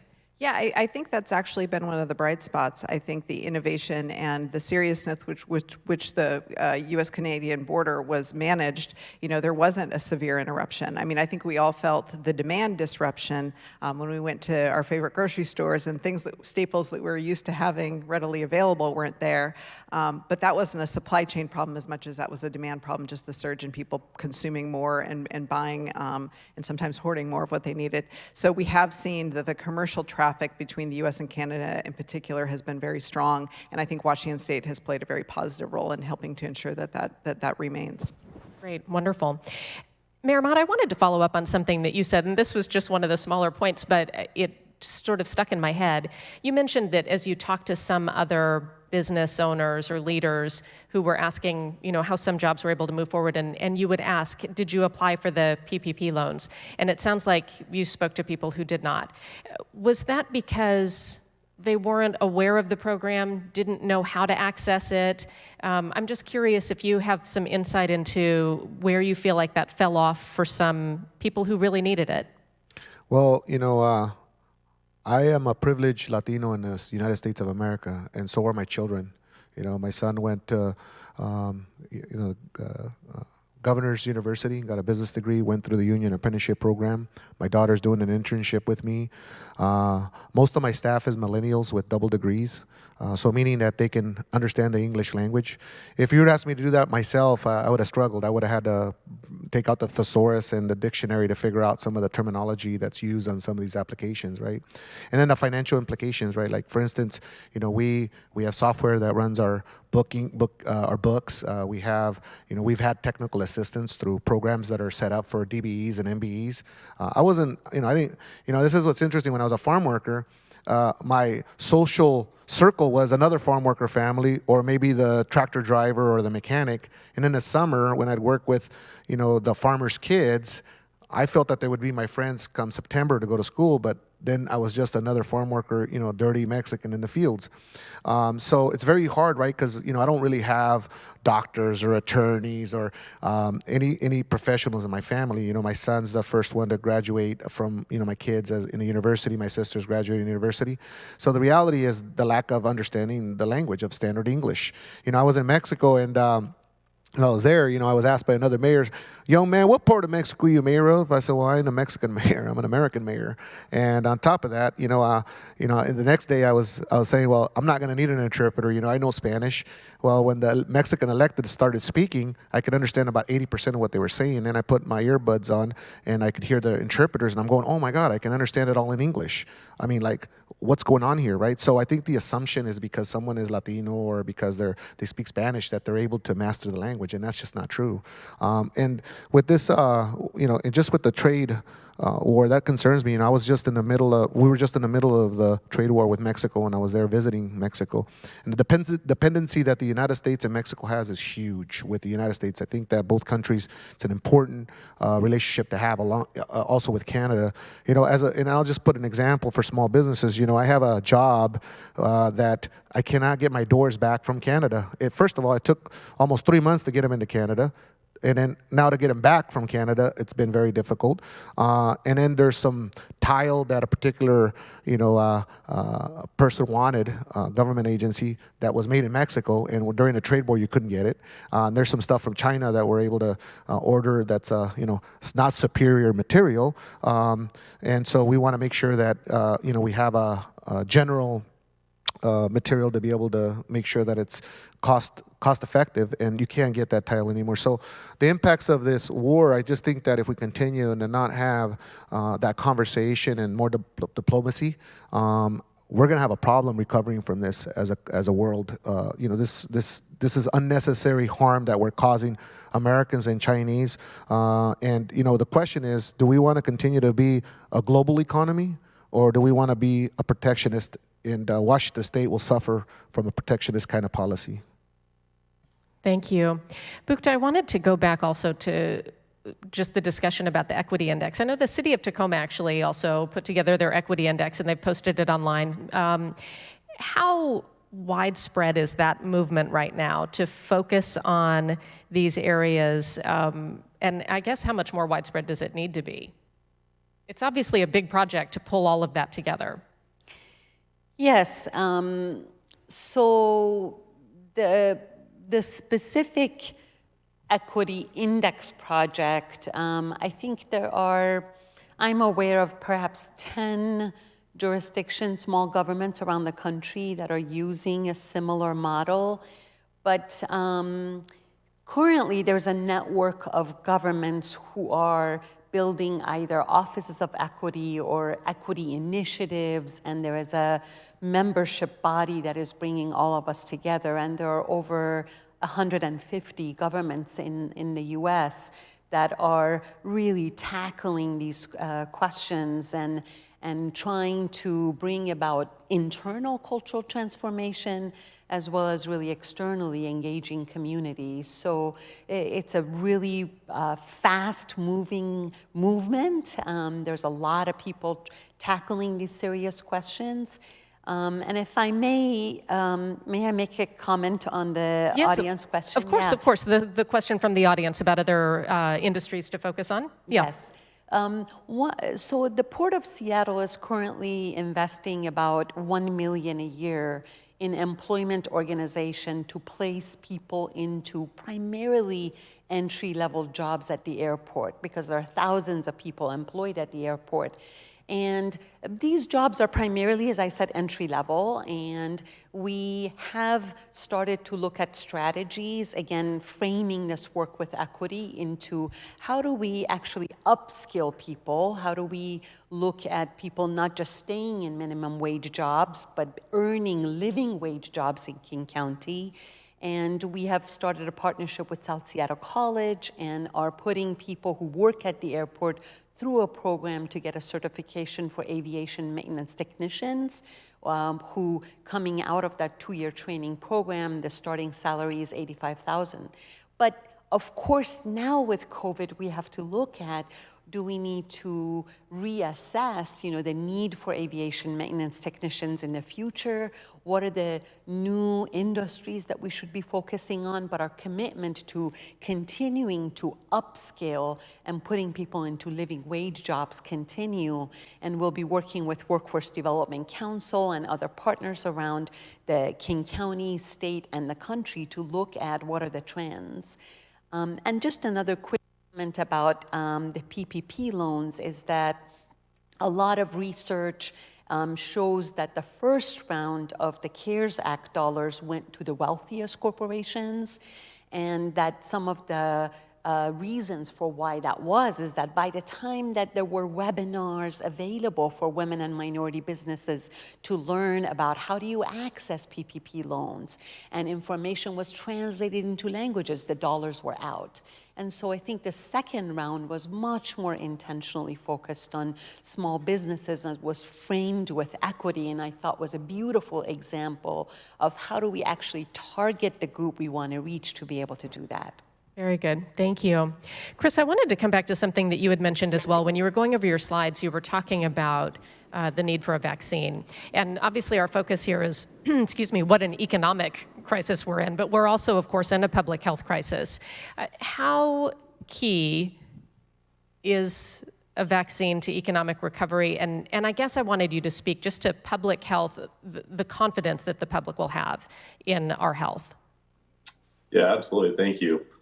A big part of my work is economic development planning, and I have a little pyramid that I use as a graphic often to convey what I think economic development is.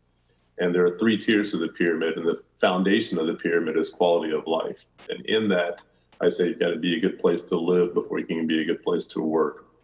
And we have schools and neighborhoods and public safety and public health has always just been one of the labels on that bottom tier of the pyramid. And obviously, it's something we sort of have come to take for granted prior to the pandemic. It was just one of those things that would be, it's nice to pay attention to public health. It's an equity issue, but it really doesn't rank high towards economic progress. And I would say the same, there's a version of that that is applied to race and racism in America as well, to say, yeah, it's a part of some Americans' lives, but we don't really see how it fits together overall towards economic productivity. So in both contexts, we're now elevated awareness, I hope, that we understand that prosperity for all means we've got to have good public health, which backs into climate crises, right? You can tie the virus to climate change as well.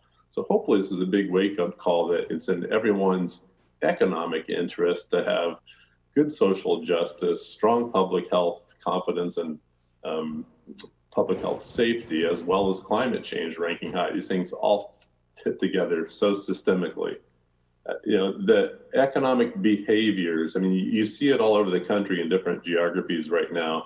You see it in the universities most prominently right now, where people want to get out in front of the virus. We're so eager to get back to some sense of normality that we think we can get in front of the virus, and we just can't. I have the benefit of my wife is a health science researcher, and our social network includes a lot of the people at the forefront of testing for COVID in this region and the University of Washington. And I follow their leads, right? And as aggressive as we need to be on adaptation toward restoring economic recovery across all industries, there's just some things we cannot get out in front of the vaccine or the virus. The final thing I'll say, the University of Michigan for years has published what's called a consumer confidence index. And economists have used that to gauge what economic activity will be. Well, now we have a public health confidence index, where you can think of public health as being a part of that consumer confidence. So we need to look at that to understand, how does the public feel safe, and what can we do to make the public feel safe in order to return towards economic vibrancy? Thank you. We are almost out of time for this panel, but I wanted to end just by posing one last question, and I'll have all 4 of you answer it again. Chris, I may as well just leave you in the hot seat right now. What is a silver lining of the pandemic? Hopefully people got a little tougher, that they realized that we can withstand some things, and we can turn that around to productivity. We can come out of this with a commitment to do more better. Thank you. Lori? Yeah, well, I recently heard someone say that good leaders are dealers in hope. So I appreciated that you talked about hope earlier. And I do think that as we look forward, the number of businesses that are created by women and minorities is really, small businesses, really an incredible engine for this country. And if we can harness that coming out of COVID, I think we'll all be better for it. And I think 2 things will help make that possible. One is technology. And through the technology, the rapid deployment that COVID caused with so many companies trying to change how they do business, I think we'll see that as a positive on the other side. And then I also think just broader access to cash and to revenue to help these businesses really grow and scale. And so I'm optimistic on those 2 fronts as a result of this time. Wonderful, thank you. Mayor Mata? Well, I think it really brings out how many fractures we have in our system. You know, when we had hospitals running out of masks, we had our, first responders, asking for masks. When we look at our ability to survive, it's unity, hope. It's love is understanding, and I think that we need to rebalance that. We got to come back to our moral compass. What are we trying to build here in America? You know, the situation with the unhoused and the homeless situation, it's just not the city council's responsibility. We need to come together and not shout, and really figure out how do we deal with that? Because if we continue to go down this road, it's going to affect not only maybe a future health pandemic, but also a financial crisis in our local economy. Thank you. Bukta, how about you? What's your silver lining? I think I have seen so many more acts of kindness that we are offering to each other. I've seen love, care, compassion. In my neighborhood, I keep seeing people go to each other's homes and say, do you need something? Take care of the elderly. Just our awareness for compassion, I think, has increased deeply. Wonderful. Thank you so much. Thanks to all four of our panelists for joining us. This has been a great discussion, and I think it's really helped us launch this economic summit. We'll take a quick break, and then when we come back, we'll just keep this conversation going, talking about how to move forward together. So quick break. Thank you again to the four of you. We really appreciate your insight and your optimism as well. Appreciate it.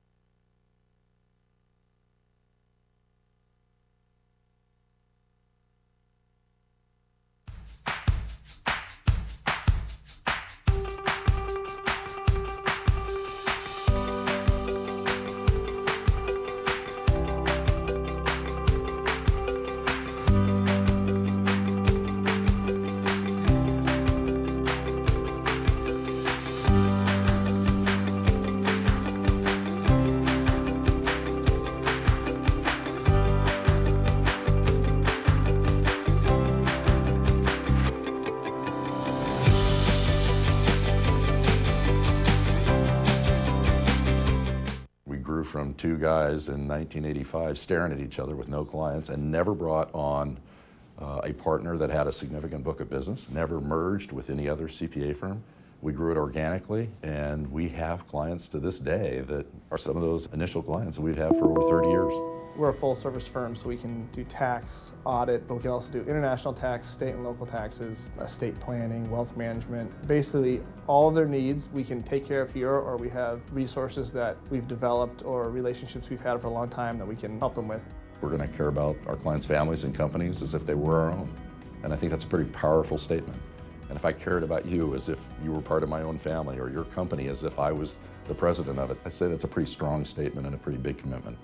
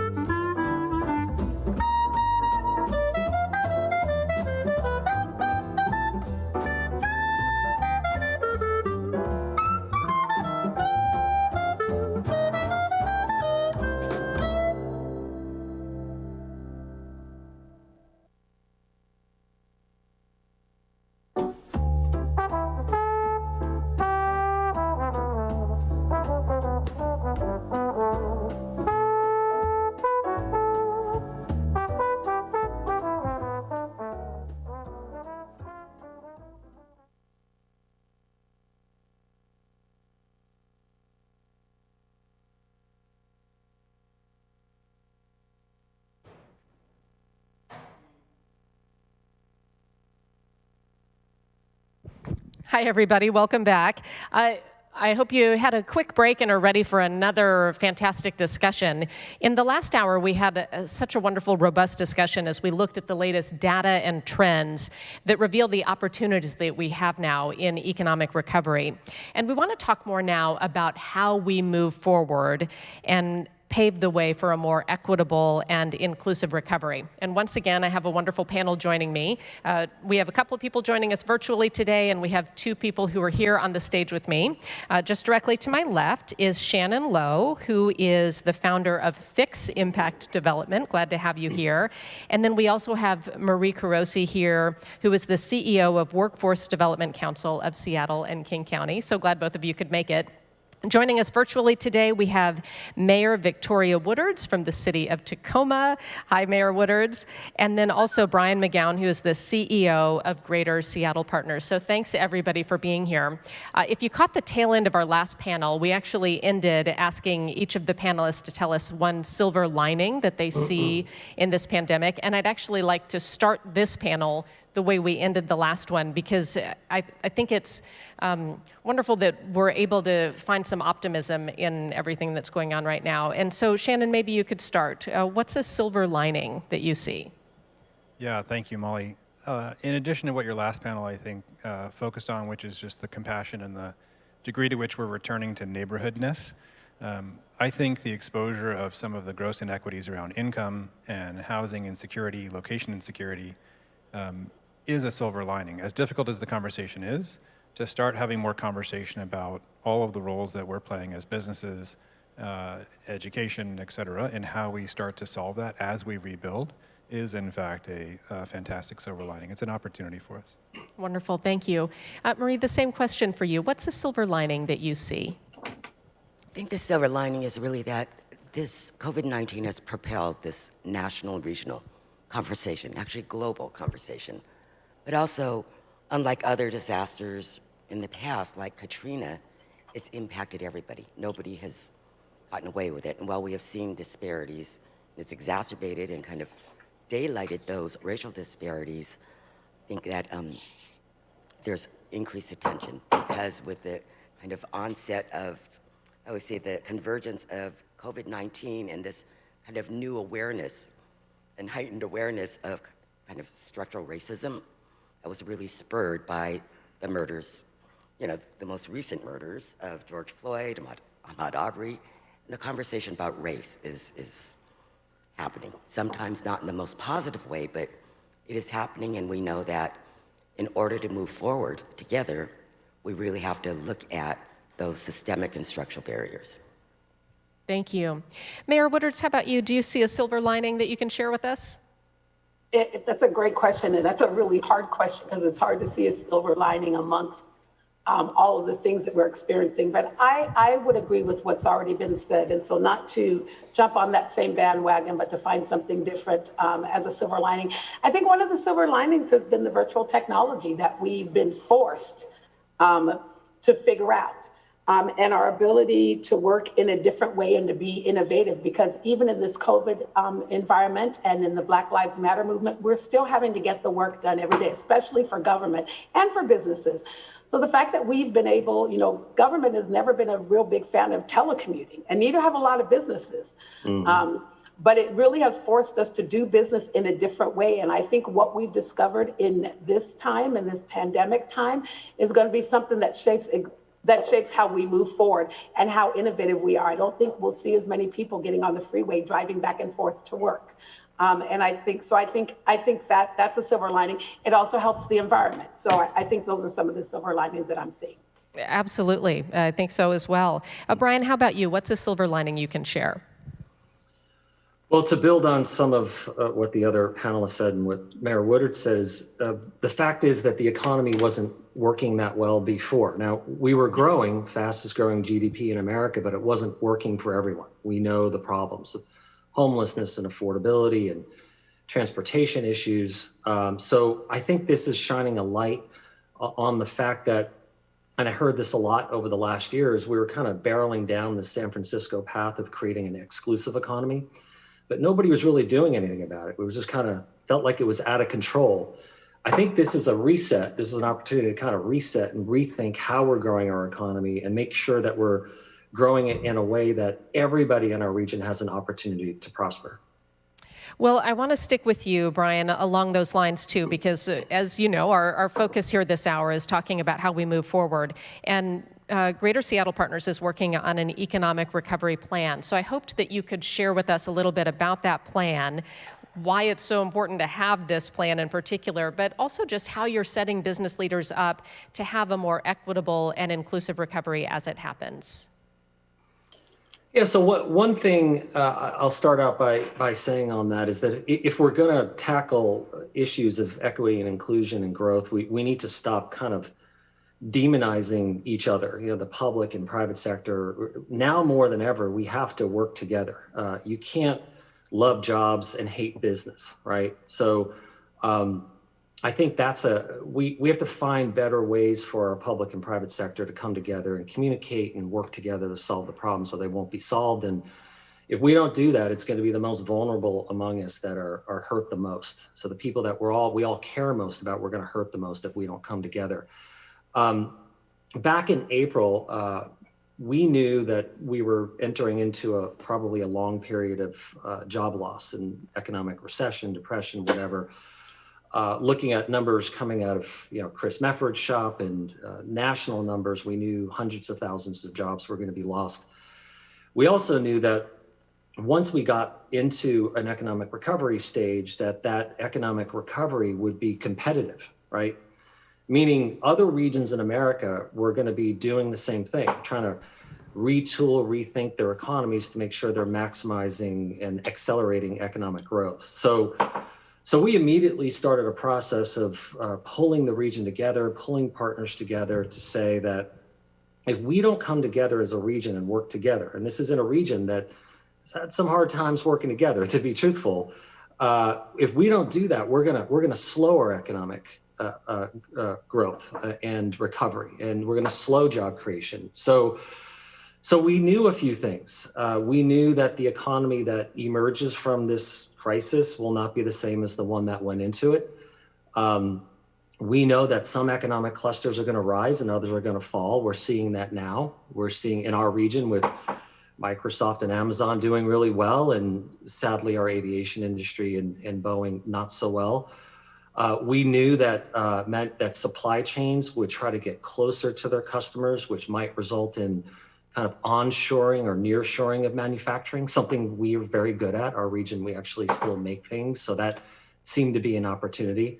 The mayor alluded to it earlier that telework I think is going to really change everything. It's probably going to hurt, downtowns like Seattle, but it might help other downtowns throughout the region. They'll take cars off the road, get people living to where it might be more affordable. And then the last thing that we knew is tourism, travel, and hospitality were going to experience a long kind of downward trend, and we needed to kind of figure out how we're going to make up for that kind of loss. So the other thing is important. I know Chris talked about this. Chris Mefford talked about this. Is the job losses are significant, and the truth is some of those jobs will never come back, and it's going to take many years to get those. This is not a bounce back scenario, in my opinion. And so Marie and her work is workforce. So we're going to have workforce challenges. We're going to have people who are going to, change jobs, need new skill sets.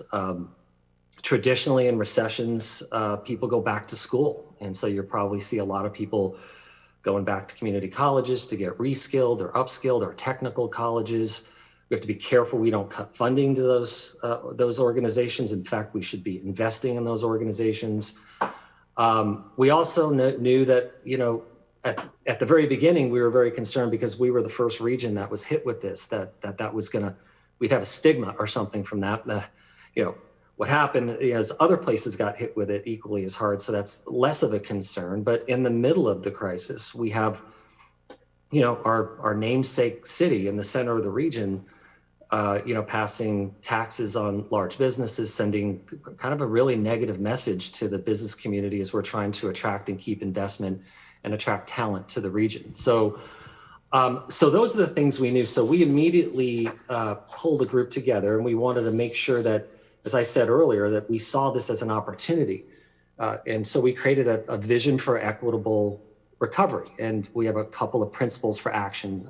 One of those is we have to set goals for increased prosperity and racial equity across all organizations. That's public and private.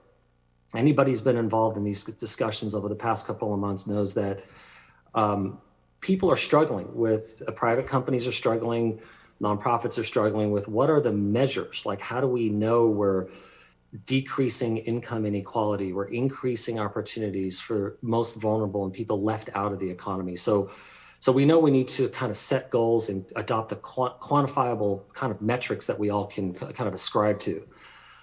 We also knew that we have to adopt a holistic strategy, right? So this has to be, it's all hands on deck here, so it's not just Greater Seattle Partners. In fact, the plan that we're working on is really designed to be a framework for the entire region. There's no way that, one little nonprofit like mine is gonna, help the entire region recover from this. So we want to set some kind of high level principles about things we can do and work on together to kind of build coalitions and kind of drive towards economic growth.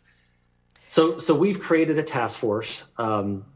We've already been meeting. It's a cast of hundreds. It's a big group, very inclusive. We're involving public, private sector, nonprofit entities from all throughout the region to come together and help create this framework. And I want to make a point on this.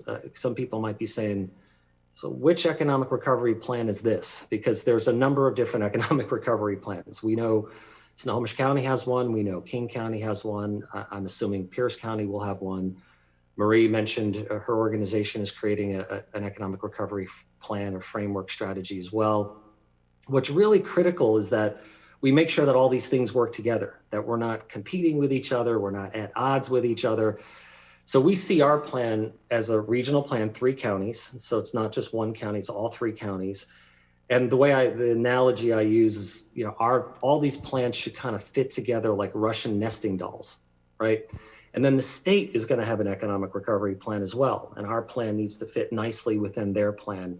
Again, if we don't do this, we're not going to accelerate economic recovery and compete for those jobs in the new economy that emerges from this. Brian, thank you. And actually, Marie, I did want to bring you in on this topic as well, because I know, as Brian mentioned, there are other economic recovery plans, and you're actually working on that as well. So tell us a little bit about your perspective from what we're addressing here of creating a holistic economic recovery plan, bringing different voices to the table, and having them all fit together so well. I think I want to reset the conversation, and I'm going to borrow from a term that was coined by Dr. Ben Danielson in a webinar he was on, and it's really not about recovery. He created a new word. It's equi-covery, because we don't want to get back to the place we were when we started.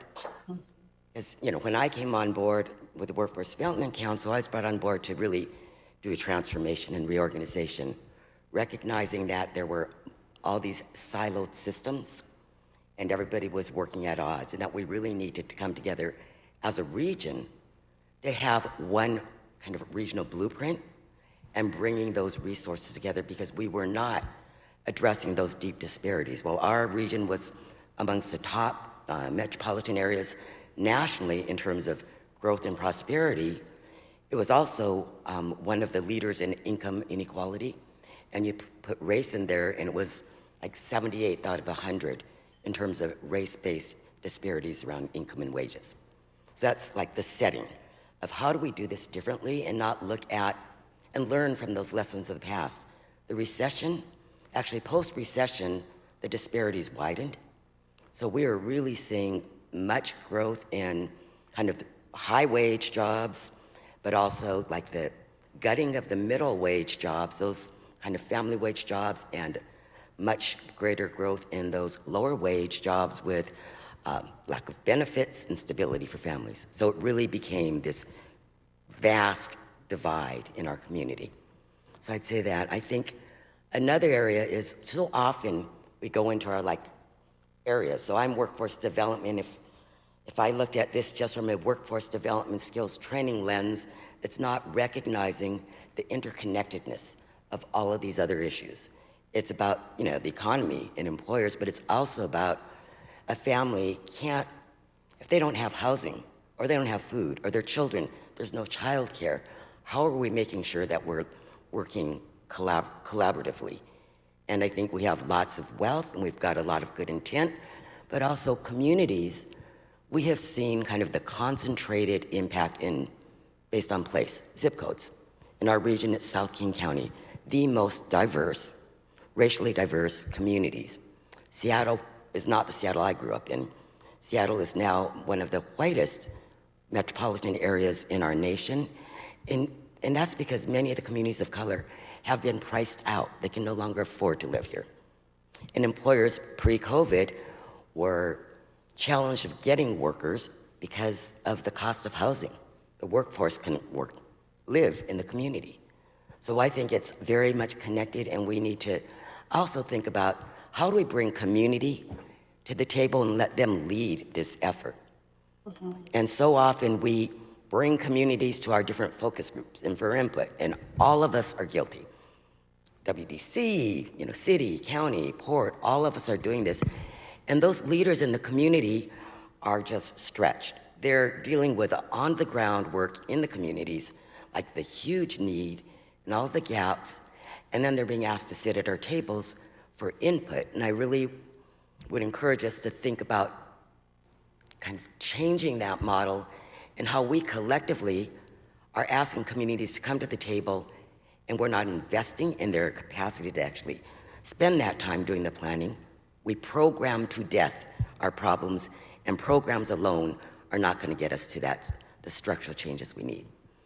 So I would just say there's an opportunity for us to come together and really, it's necessary. It's not the WDC, or it's not Greater Seattle Partners, it's not anybody individually, but it's really going to take expanding that table, bringing the different players. It's going to take leadership from industry, labor, government, private sector, public sector, working across our silos, but really centering community. And I would propose that we actually invest in community so that they can be at the table, but also lead the work. Brian, I'm assuming you're hearing things there that you agree with. Oh yeah, absolutely. We're very much aligned. Mayor Woodards, let me have you jump in on this as well, because Brian mentioned this needing to be a regional recovery, talking specifically about Snohomish, King, and Pierce counties, and along this I-5 corridor of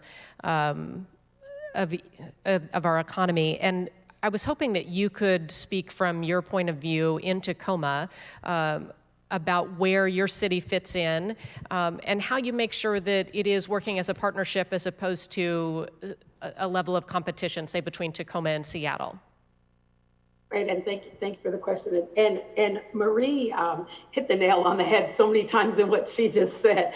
And Brian already gets this whole regional conversation, but I think Marie kept using the word community. And I think in getting out of our silos, as she so eloquently stated, it doesn't just mean the silos within our own cities, it means the silos within our regions. Because community is now bigger than just the 4 blocks around you. We've got to look at our region as a community. And I think for me, so as a girl who grew up in Tacoma, right, and we know the battle between Tacoma and Seattle, and I know when we even named Greater Seattle Partners, I was like, does it have to be called Seattle? Can it be called something else? Because there is this little competition between Tacoma and Seattle. But the reality is that competition does no longer exist between Tacoma and Seattle, or Everett and Tacoma, or Everett and Seattle. We're competing with regions across the country, and I would likely say across the world. When you think about, we're putting in this transportation infrastructure, and you can live in Tacoma and get on a train and be in Seattle in an hour and go to work. But you work in Seattle, but you can't afford to live there. So where do you live? You live in Tacoma. And so regionally, it's time for us to put aside our differences and work together so that we can better market our region against other regions. And I was going to name some other regions, and I thought, no, you never name your competition. So I'm not going to breathe life into those other regions. But I will clearly say that we do. It's imperative that we do this. You heard Shannon talk earlier when he talked about what's the silver lining in the pandemic. And what he proposed is really hard for us to see. It exposed the inequities that really exist. But if we're going to address those inequities, they're not going to happen city by city. They're going to happen in the region. Because someone who is working in Seattle, living in Tacoma, who still isn't making enough money to even pay their rent in Tacoma, that's a regional issue. And that's an inequity that we all have to be able to address. And so for me, Tacoma getting engaged in this regional conversation, I'll be honest, was kind of hard. It happened just as I became mayor. And I came with a little bit of my own life experience about how I felt about it. But the more I learned about how we could work together, and sometimes people don't want to be in downtown Seattle. They want to be close to the epicenter, but they don't want to be in it. So Tacoma is a fantastic choice for them, or Everett is a great choice for them. And so I think that's why the regional work is so important. We will be more successful. Tacoma will be more successful if we compete regionally as opposed to competing just within our region. Thank you, Mayor. I want to remind just everybody who's joining us today to feel free to jump in if you have questions. Take advantage of these great minds that we have here and send in any questions you have, and we'll get to as many of them as we can. Shannon, I wanted to bring you back into the discussion as well. Tell me a little bit about how you see us pulling this off and what business leaders perhaps should be thinking about right now about how they can make this work for them. Yeah, just a small question. I was about to say, I know that's a really big one I'm throwing out at you. Okay, so, I mean, first, I think I just need to say, as a white cisgender male, I think I need to just acknowledge that me having the answers right now is a little bit precocious, so I want to just nod to the requirement to give voice to other races, people of color. I appreciate what Marie brought up, obviously what the mayor brought up. So with that caveat, I will gently try to offer some degree of answer to the question. I think Marie's point for me is really important. We have to build our leadership, and that means our bench, to use a sports analogy, the training that we're doing with our employees, and our leadership across races and gender. We're not doing that well. It's difficult. There are lots of reasons to talk about why it's difficult. It has to happen. It's not that difficult. So first and foremost to me is to find more voices across how we as a private sector and also public sector, but particularly private sector I don't think is doing as well, give more power to multiple voices. So that's first. The second is I really like what Brian described as sort of the false dichotomy of public-private sector. And I think there's actually one of the things that's come out of the silver linings of this pandemic is what I've been thinking lately about is just sort of the housing sector or the housing economy, the household economy. So there's all kinds of creative and innovation that's happening within neighborhoods. And I think we need to figure out how to support that from a public policy perspective and from a business perspective. So obviously we've seen a mass mass aggregation into things like Amazon and online retailing, which is very difficult to set up. So it's squashing small businesses. Retail's performance is squashing small businesses, but we know innovation and creativity comes out of small businesses, and households are small businesses. So how are we handling childcare? How are we handling education? How are we handling housing? All of that needs to get reinvented, and I think land use policy needs to support that. Our tax policy needs to support that. For example, there's roughly, our office is estimated $8.6 billion a year in rent that's delivered across neighborhoods from housing into the pockets of institutional capital. $8.6 billion a year just within Seattle alone in rent. That's a massive economy that we should be tapping into with households. So one of the things that we're doing as a company is looking at how can we use rental properties to generate passive income for individual homeowners, to stabilize homeowners, create more location security, all the while producing housing for renters. So things like that need to get I think, elevated. That's a small, innovative idea that comes out of neighborhoods. I think the same thing is true of how we create education or recover from education. So looking at how we might loosen up, how we define who gets childcare and where, and how we support that as businesses. So I think pod schools is another silver lining that's happening right now. There's a little bit of a tension between the public school system and pod schools. I think we have to be very cognizant of that. Not everyone can afford the space for pod schools, but I think that's showing a thirst and an opportunity for how do we actually create alternatives to what we've been doing previously that wasn't working. So maybe I'll leave it there, and happy to talk more, but. Thank you. I'll move on to a question that we have from our audience, and I think it's a good one because we are talking about regional recovery, and we've specifically mentioned Snohomish, King, and Pierce counties. But the question is, how about the connection for Eastern Washington? Many of us here in the western part of the state need the eastern part of the state to be successful too, and I'm sure everybody here would agree with that. Brian, maybe this is a question that goes to you. Is a connection to Eastern Washington something that you're also considering right now? Absolutely. As the mayor said earlier, our competition, too often we see ourselves as competition within the region or within the state.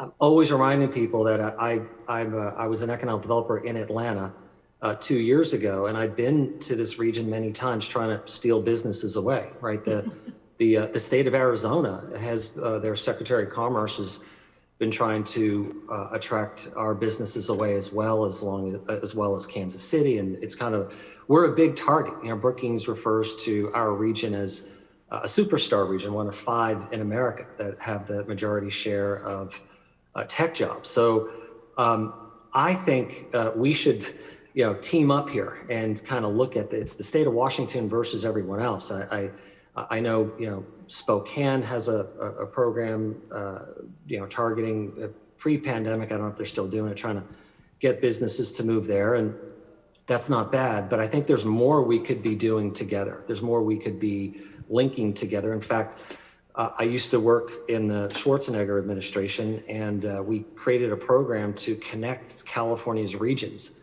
So one region, for example, might be really great at medical device research and development, like San Diego, and then there was the Inland Empire of Southern California, Riverside, San Bernardino County, that are great at manufacturing. So you're not gonna make things in San Diego necessarily. It's just an expensive place to make things. So those 2 regions work together to connect their economies. So I think there's a ton of opportunities that we haven't even scratched the surface of. How do we connect some of the less affluent, less prosperous regions of our state to the most prosperous region of our state, which is where we live, and create jobs that are mutually beneficial for everyone. Marie, did you want to jump in on this as well? So the other silver lining is this kind of unprecedented job loss forced all of my colleagues of the local workforce boards across the state to really come together. And we applied for a disaster recovery grant. We partnered and applied for a grant to support dislocated workers, both in retraining, but also the other types of supports needed. And we did that as a collective.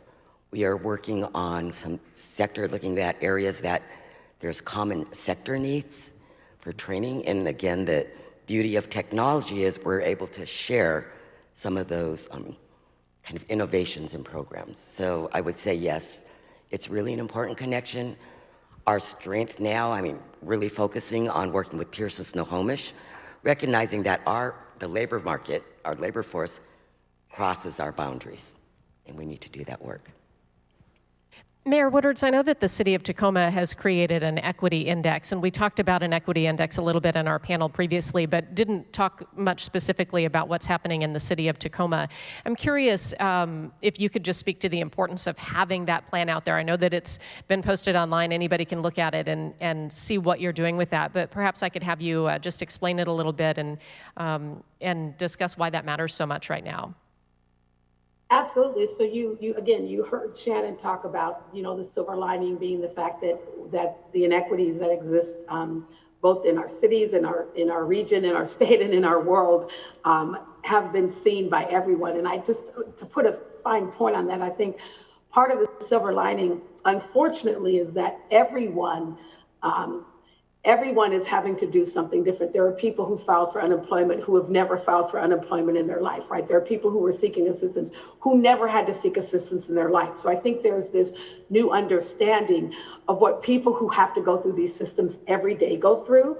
And what our equity index really does is offers an opportunity for us to clearly understand where the inequities exist in our community.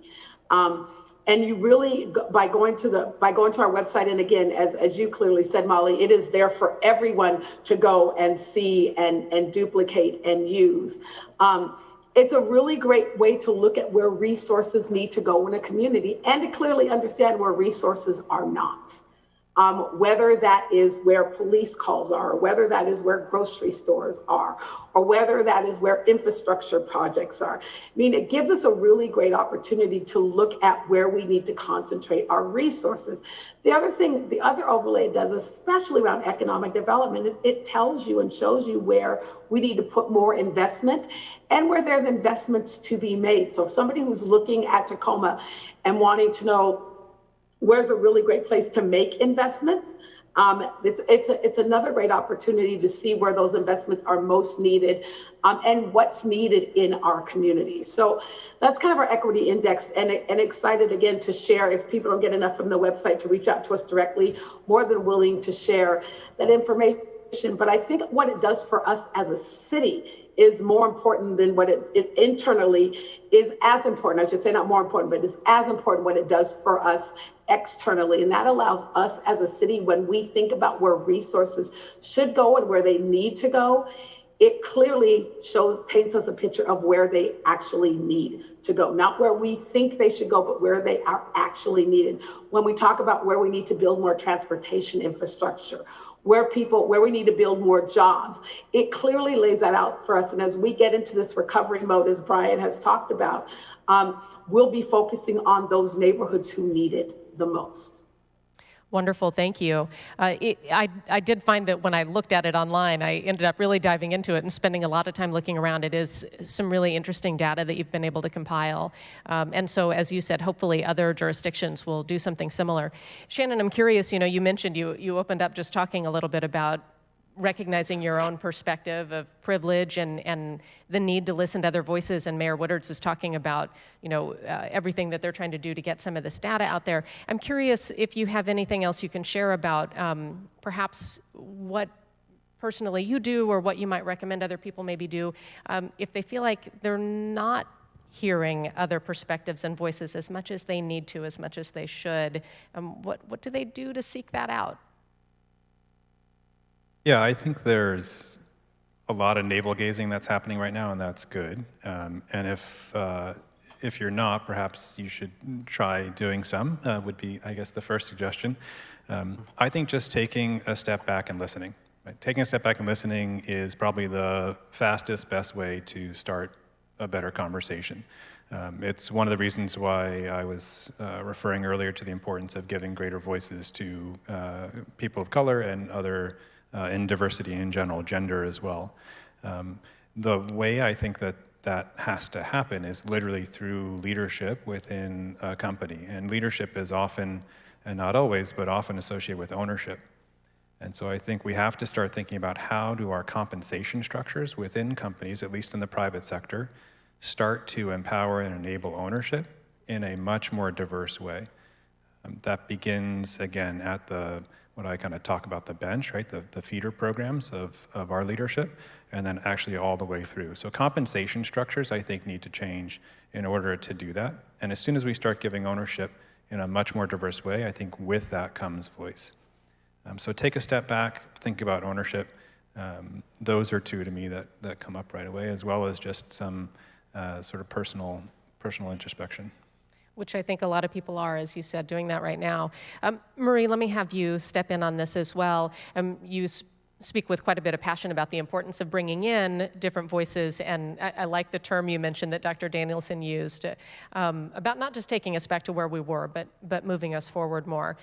If for any of the business leaders who are watching this right now who are recognizing the importance of doing that, but just not really knowing exactly how to execute it, what advice do you have?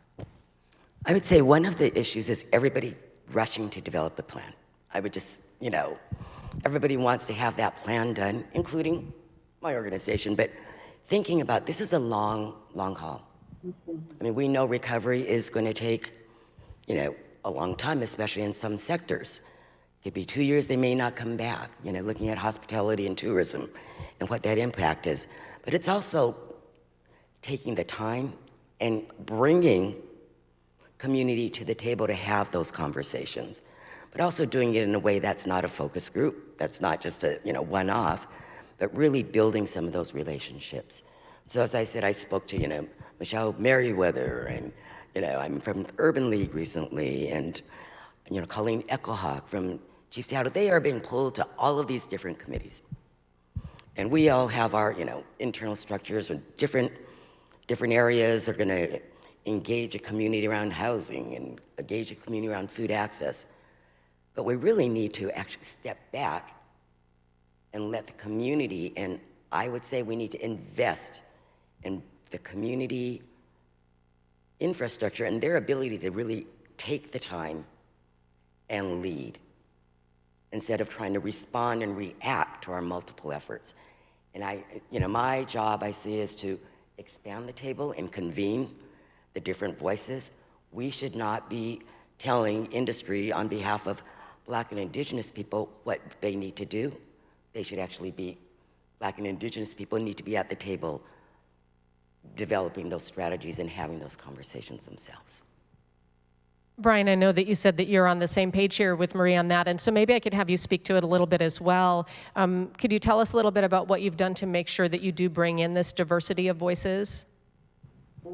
Yeah, so one of my favorite quotes, I need to figure out who to attribute it to, is the things that are built for us without us are not for us. And I ran a development agency in the city of Atlanta for a number of years, and that was kind of our mantra, was to make sure that we were bringing diverse voices into the conversation. So our task force is a very large group of people, and we have sub-work groups, and we've made explicit effort to reach out across race, gender, geography, private sector, nonprofit, government.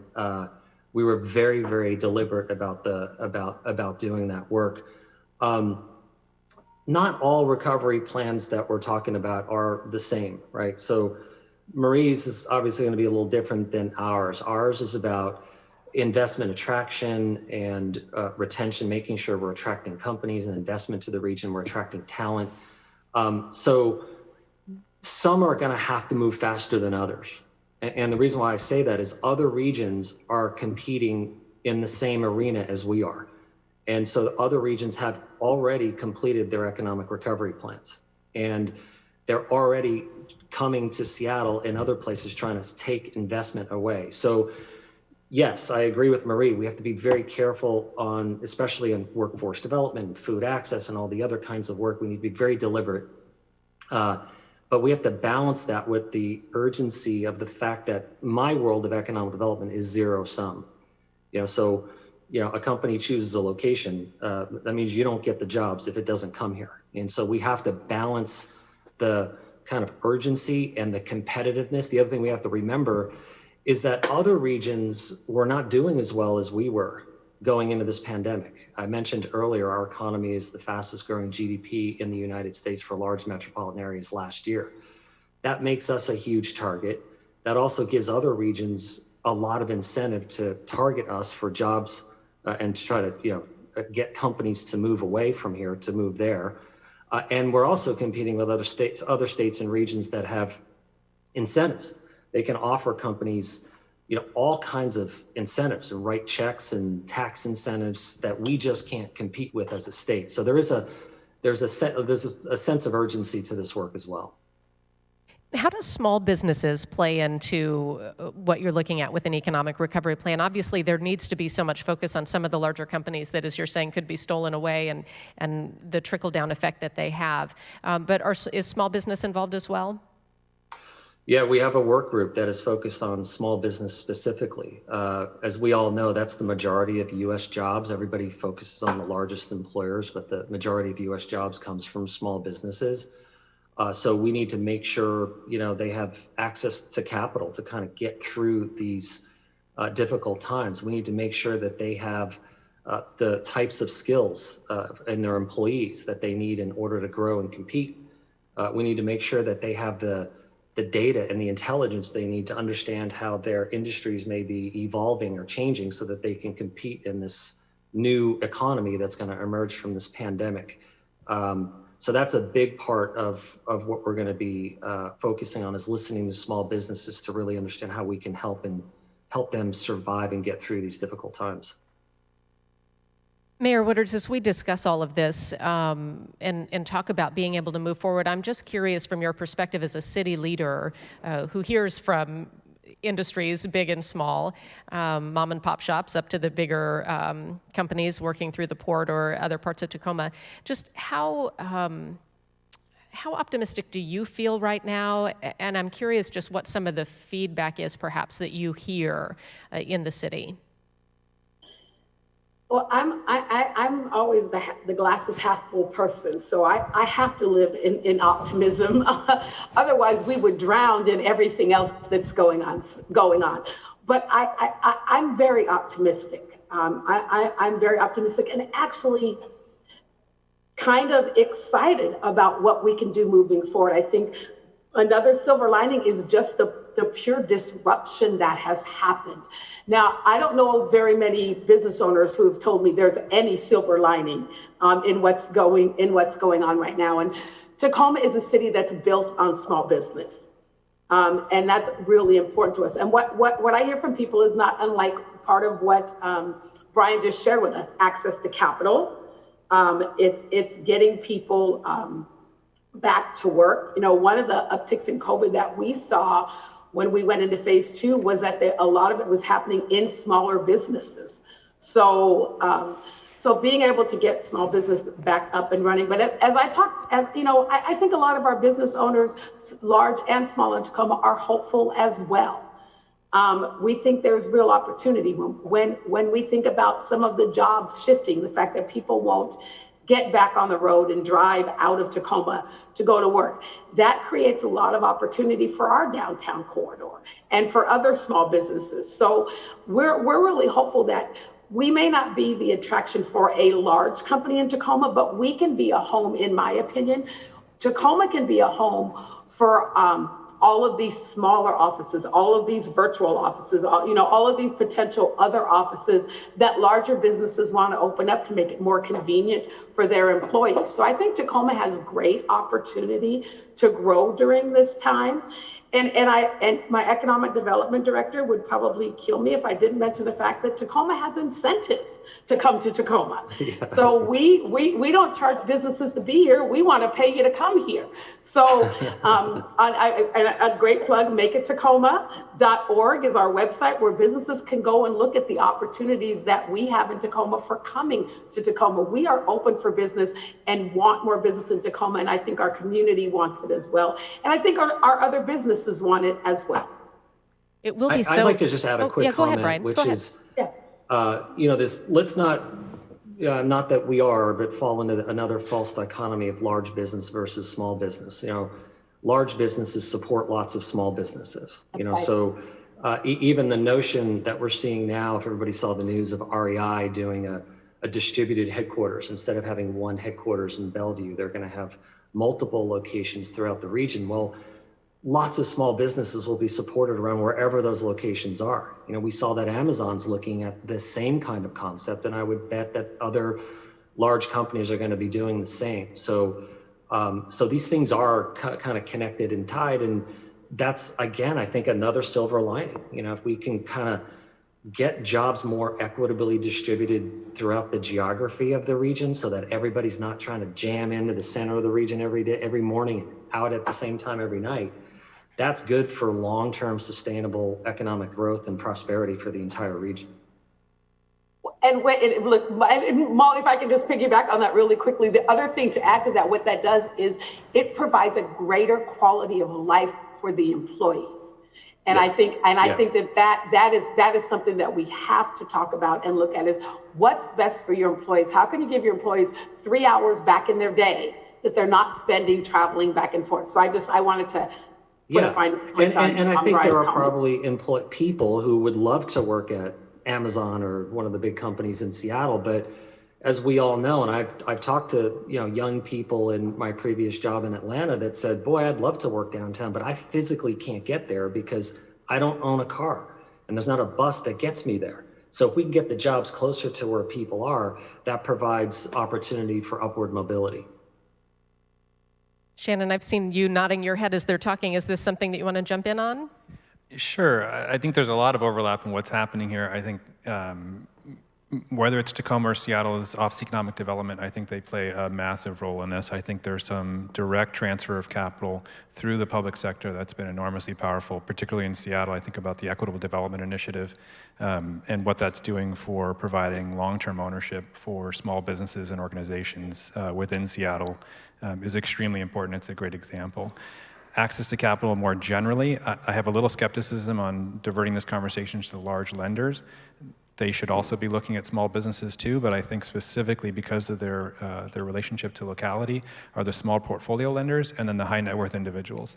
So access to capital for small businesses is very difficult. It is the lifeblood of making innovation happen in our culture.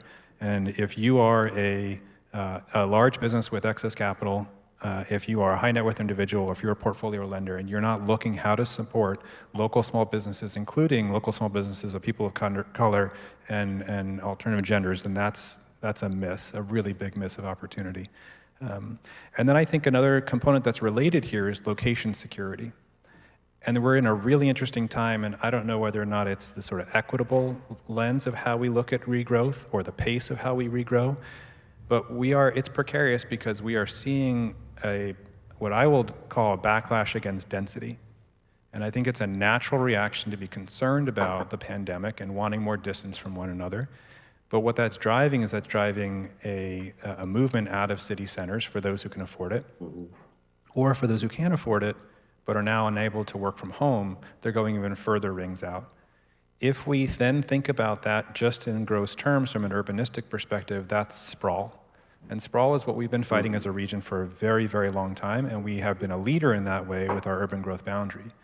If we allow the reaction to the pandemic to drive sprawl into a pursuit of suburbia simply because we're nervous about proximity to one another, I think that kind of accelerated growth is going to be a problem long-term for our region. So while work from home is definitely a solution because it enables people to recoup, as the mayor said, lots of time that they would have spent commuting, and by the way, they're now home more for kids. It's not just the 3 hours that they didn't have to spend driving, it's the 3 hours that they get to do with their family or with their hobbies or with innovative or small businesses. But if we don't look at how we can then think about the holistic perspective from an urban perspective of how we are using and leveraging our work from home technology, not to drive sprawl, but to think about neighborhoods and communities, supporting one another, staying localized, and then spending money locally as well. So this comes back also to capital. If we can think about how we can create more opportunities for localized capital, so putting capital in the hands of much more small businesses and individuals, creating more opportunities for localized ownership, then the way that that multiplies through the economy, as the mayor was describing, is it's not money that's being siphoned out of our local region, but it's being spent individually. And there's a factor, a multiplier factor of, depending on who you talk to, Chris, I think, probably has good data on this, 3 to 5-fold relative to what happens to a dollar spent elsewhere. So I think how we start to think about where we're living is really important, particularly when we think about the long-term growth and rushing back into how many jobs can we create and where are we intending ourselves to live. Thank you. Marie, as you're listening to this discussion, I'm curious if you have any thoughts for perhaps, say, a minority business owner who's listening and says, I want to have a voice in some of this, but I'm just me on my own. How do I get involved and make this impact that I'm hearing everybody talk about? That gets to this idea of, that gets to the idea about the region coming together around how we're reaching out to folks. So just to say that the city had its own task force, as did the county, as did, there were a lot of different small business task force. And again, it's really thinking about what do these businesses need. And when you talk about the racial disparities, the wealth gap far, exceeds the wage gap. So people that are, small businesses, business ownership is one way for people to build wealth. And these are especially people of color who've been kind of redlined or not had the same access to capital as others. That's one area that I think we as a region, as a community, should really support. But they are also the small businesses that are most at risk right now, right? They don't have like the cushion or the access to the connections to the resources to help them make it through this trying time. So I would say there are huge opportunities, there are ways to, but I think we really need to look at all of our public systems and actually say stop. I mean, let's have this conversation in a really deep way, but don't make us run to all of your different kind of convenings and committees. I'm curious too from the rest of the panel, just if you do have any direct advice for business leaders who are watching this, who I'm guessing are really happy to hear that there are so many people who are thinking about these and laying out plans and so focused on recovery and the path forward, but perhaps don't want to just be watching and listening and want to be a little bit more involved. Any recommendations on what someone can do now to try to jump in and be part of the solution? I would say, as an economic developer, contact your local economic developer. There are great economic developers in every city and county throughout our region, and that is their job. Their job is to support small businesses, big businesses, economic growth. Reach out to your local economic development office if you have a problem, and they may be able to help you with that.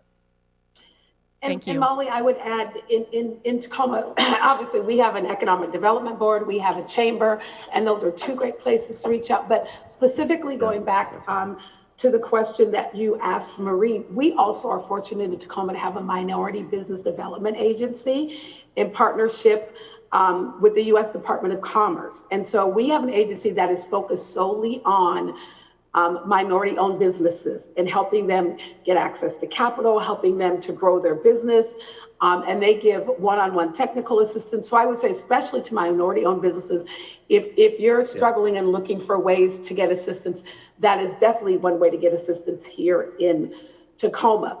As it relates to our chamber and our EDB, I also want to say how proud I am, again, I'm speaking for Tacoma, about how they've leaned into this conversation about those who are not at the table. So, in my mind, we are facing two pandemics. I think it is the pandemic of COVID and then the structural racism pandemic that has existed for 400 years.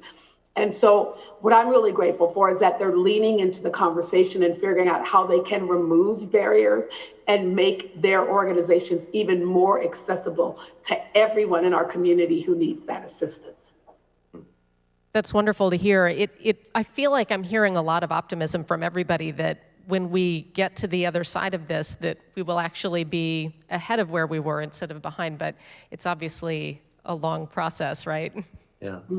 Yeah, I think that's true. I mean, we have to remember how fortunate we are. I have friends who run similar organizations in much more distressed regions across the United States. And when I tell them kind of what we're struggling with, what our problems are, they wish they had our problems. We're a very affluent region. We have lots of success. We're a beautiful place to live.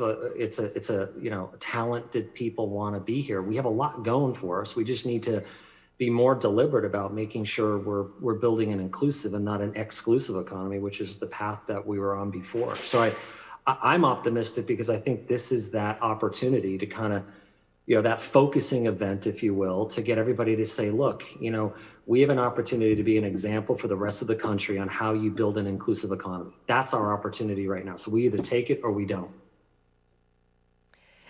Let's actually go into our final question that I'll have each of you answer, I think, on this high note of optimism. And Brian, I'll just go ahead and keep you in the hot seat right now. Just tell me what gives you hope for the future.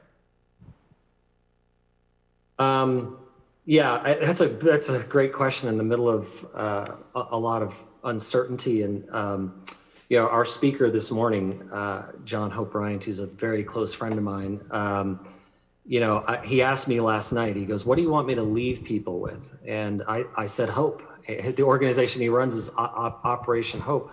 In the region, which I'm relatively new to, I hear a lot of pessimism in the 2 years that I've been here, even pre-pandemic. A lot of people kind of complaining about problems, and I just want people to kind of wake up and recognize that we have a lot going for us. We're some of the smartest people in the world living in our region. I think there's no problem we can't solve. I said earlier, we shouldn't be seeing each other as competition. Our competition comes from outside the region. And as the mayor alluded to, economies don't work by the little lines that we draw on maps. Jobs and dollars flow freely throughout the region. So we're all in this together. And if we leave people, if we leave people out of the economy, we're never going to be as good as we could. So, if you have a sports team and you're leaving some of your best players on the bench, you're not going to win as many games as you could. Our region's been doing that. We've been leaving people on the bench.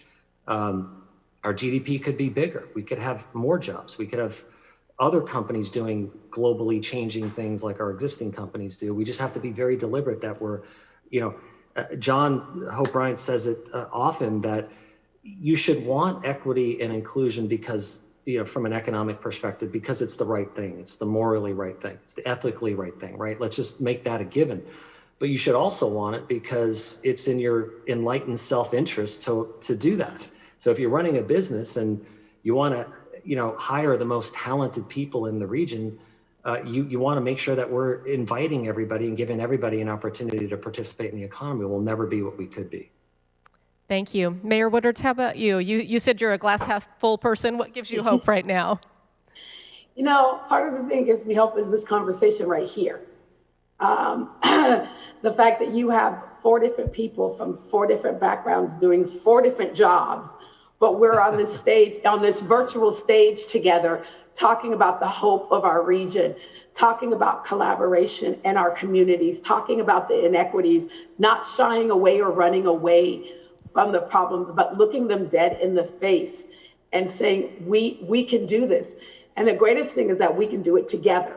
I end every council meeting by looking dead in the camera and saying, we will get through this and we'll get through it because we're going to do it together. And I think that's what gives me hope is this new recognition that, and I say this a lot too, that we have an incredible region. We have a beautiful region. We have water, we have mountains, we have these distinct neighborhoods that run through all of our cities and counties. We have businesses and business districts, and we have ports, and we have great environment and great businesses, right? We have all of these amazing things, but none of these things would exist without the incredible people who call this region home. And I think what gives me hope is that when you put all of us together, and when we sit on stages like this, and when we sit in meetings together, and we collectively plan for the future of our region, and we work towards that together, I have no doubt that we won't, again, as Marie said earlier with her new word, and I wish, Marie, you're gonna have to give it again so I could write it down. It's not about reforming. It's not about going back to where we are. It's about transforming. It's about making us better and making us different, and making this region a place where everyone that we know, regardless of their skin color or their background or their degrees or their job, that regardless of all of that just as human beings, everyone in our region has the opportunity to be their best selves and contribute back to this region. And that gives me hope.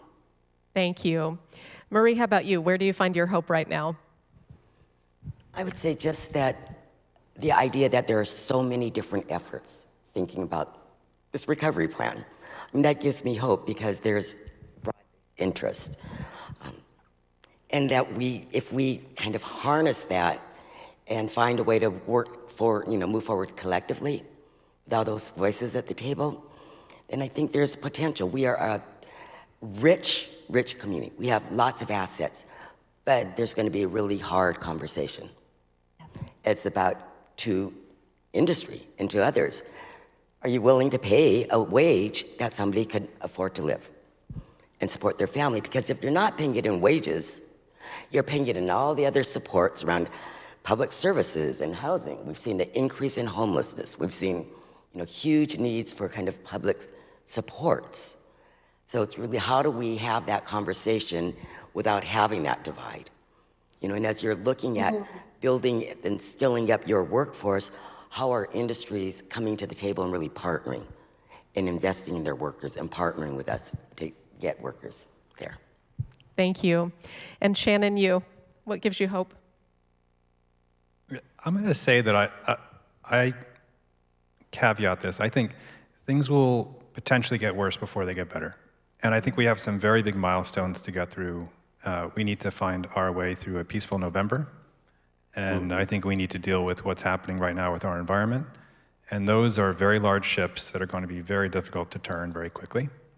I think the same is true of our conversation with race and racism. With that said, I take a lot of hope by looking backward. So I was admiring Edvard Munch's painting, well-known painting, Norwegian artist from early 1900s called The Scream. And I've been thinking about the press that's been covering the end of World War II recently, and being the first generation from folks that immigrated following that war from Europe. I think we have seen worse times. I don't want that to be an invitation for us to find our way into worse place now.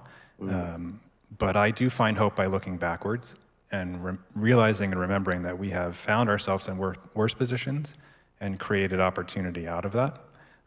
I do think we have to be cautious about how quickly we run forward and do it together. And the fact that we're having conversations around how to do that also gives me hope. Thank you. I appreciate so much the perspective of all four of you, and that you took the time to be here today and share your words with everybody who's joined us virtually to listen in. So thank you, each of you. I really appreciate it. And thank you for watching us. We will take a quick break, but we'll be back pretty soon with a town hall. The discussion continues. So stand up and stretch, and we'll be back in just a few. Thank you.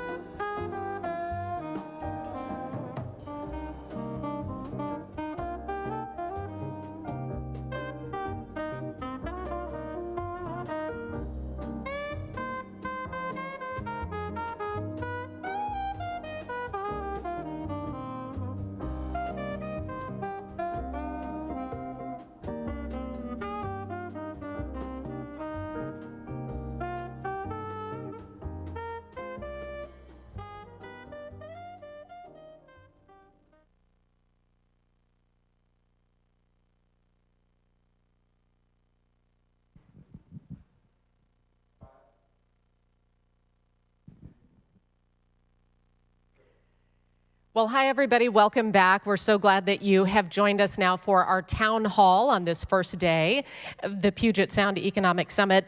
We've had some really great panel discussions already today, a very inspiring keynote speech, and now I think that you will really enjoy hearing from the two people who are joining me for this town hall today. Let me introduce you to, first of all, Lisa Brown, who is the director of the Washington State Department of Commerce.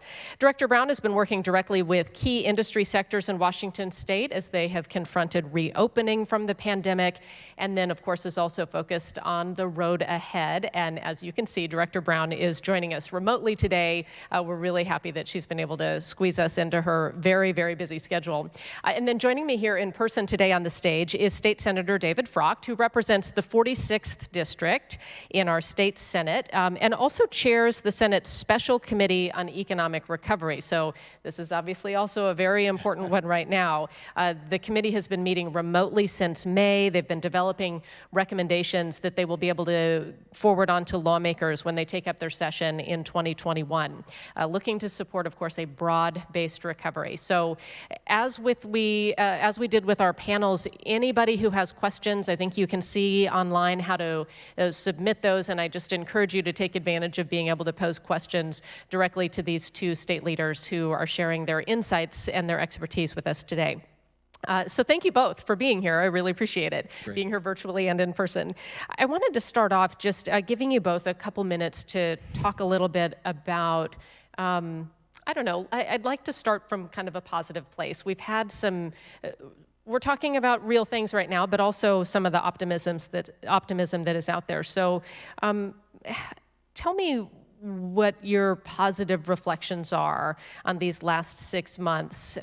We obviously are all really in some challenging times, but I think everybody's been able to find some positives as well, and that's so important. Senator Frocht, let's start with you. Well, thank you. Thank you for having me, Molly. It's great to be here. I really appreciate the opportunity to talk to folks about our committee. You know, I'd say for me, I have 2 kids. They're high school age kids. They're they were ending juniors, now rising seniors. They just started back their senior year. So it's been challenging to have, for all of us to be together. I think the one thing that's been positive is, you know, we've certainly spent a lot of time together in the house, my wife and my 2 kids, the 4 of us, and certainly during the legislative sessions, I'm typically going back and forth to Olympia or staying down there. And so when we came back and we ended session, it's been good. We spent the first part of the pandemic as we were kind of getting used to the situation. We spent a lot of time, you know, watching Tiger King and things like that. And that was actually, in a weird way and a bizarre way, kind of a bonding experience. So, but I mean, you know, candidly, it's been a challenge. I think so many families are having a hard time right now dealing with things. It's you know, it's stressful. It's stressful to be in this situation all the time and being out of your routine. And now, you know, we're going on 6-8 months. So hopefully we'll be getting back to work soon. Absolutely. Well, Director Brown, a similar question to you then. Just tell me a little bit about positions from these last 6 months. I see that you have mastered one of the very important things, and that is a good background for a virtual conversation and an excellent camera angle, I might add. Thank you. Thank you very much. I'm really happy to be with you. I wish I could be with you in person, but the upside of this situation for me on a personal level is that I have been working from home in Spokane, and I scored the upper level, and my husband's in the basement doing his work for the city of Spokane. And like many others, my dogs are living their best life ever, having so much people time at home. And also, despite all the challenges that have been going on out there, I'm thrilled to report that I've just had my first grandchild and who lives here in Spokane. So again, all this time in Spokane has been has had a personal upside for me, although it's been so challenging for so many people. Well, congratulations on the birth of that grandbaby. That's very exciting. Tell me a little bit, Director Brown, if you could, about the initial work that you have done in the pandemic response. Where did you start as we saw the economy suddenly shutting down? And then if you could also then loop into your answer looking ahead to the work that'll be coming in the next 6 months or so. Obviously, recovery will take a lot longer than 6 months, but you know, sort of what's on the horizon for you? Well, Commerce is engaged across a spectrum of support for local government, housing, and of course, economic development. And we have the state's energy office. So we've been engaged in emergency response across that spectrum. And as it turns out, over $500 million of emergency response funds have gone through Commerce. Most of that has been federal coronavirus relief funds, but also the legislature, as Senator Frock knows, set aside $200 million for emergency response at the end of last session. So we've been doing that, and it's gone to housing and a rental assistance program that's underway right now, business assistance, assistance to nonprofits, local government contracts with every county and city and small town in the state, and also our tribal partners. We have contracts with them. So emergency response has been a big piece of this. We have also been engaged with a federal partner, Impact Washington, and the governor's office and Association for Washington Business in identifying companies that want to pivot to retool for COVID response, whether that's producing PPE or testing materials. So we've been engaged in that activity as well, helping them navigate that path towards pivoting and surviving and potentially changing their business model due to the virus and the pandemic.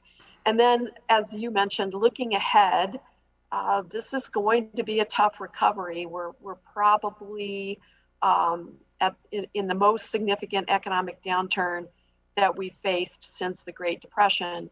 So we've been in partnership with other state agencies and put together a dashboard of economic recovery.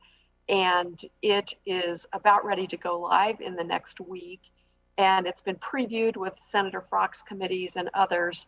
And that dashboard will help us get a handle on recovery from a regional perspective, every county of the state, from a sector perspective, looking at those industries that are most hard hit. And then as we start to develop our economic recovery strategies, we'll have a sense of if and how they're working in real time, or as close to real time as we can, given the data. Is the dashboard something everyone will have access to? Yes, that's the good news. It will be a public-facing dashboard. And as I said, it will be available on the Department of Commerce website as early as next week. We're just doing the final tweaks to it right now. And it's been possible both because of collaboration that we've had with private sector consultants, as well as state agencies like Employment Security, Department of Revenue, et cetera. So we can track both business income, unemployment claims. We can look at the demographic differences, knowing that equity is something we want to be a focus of recovery, and we can zero in on each region and county of the state and see how they're doing. Wonderful, thank you.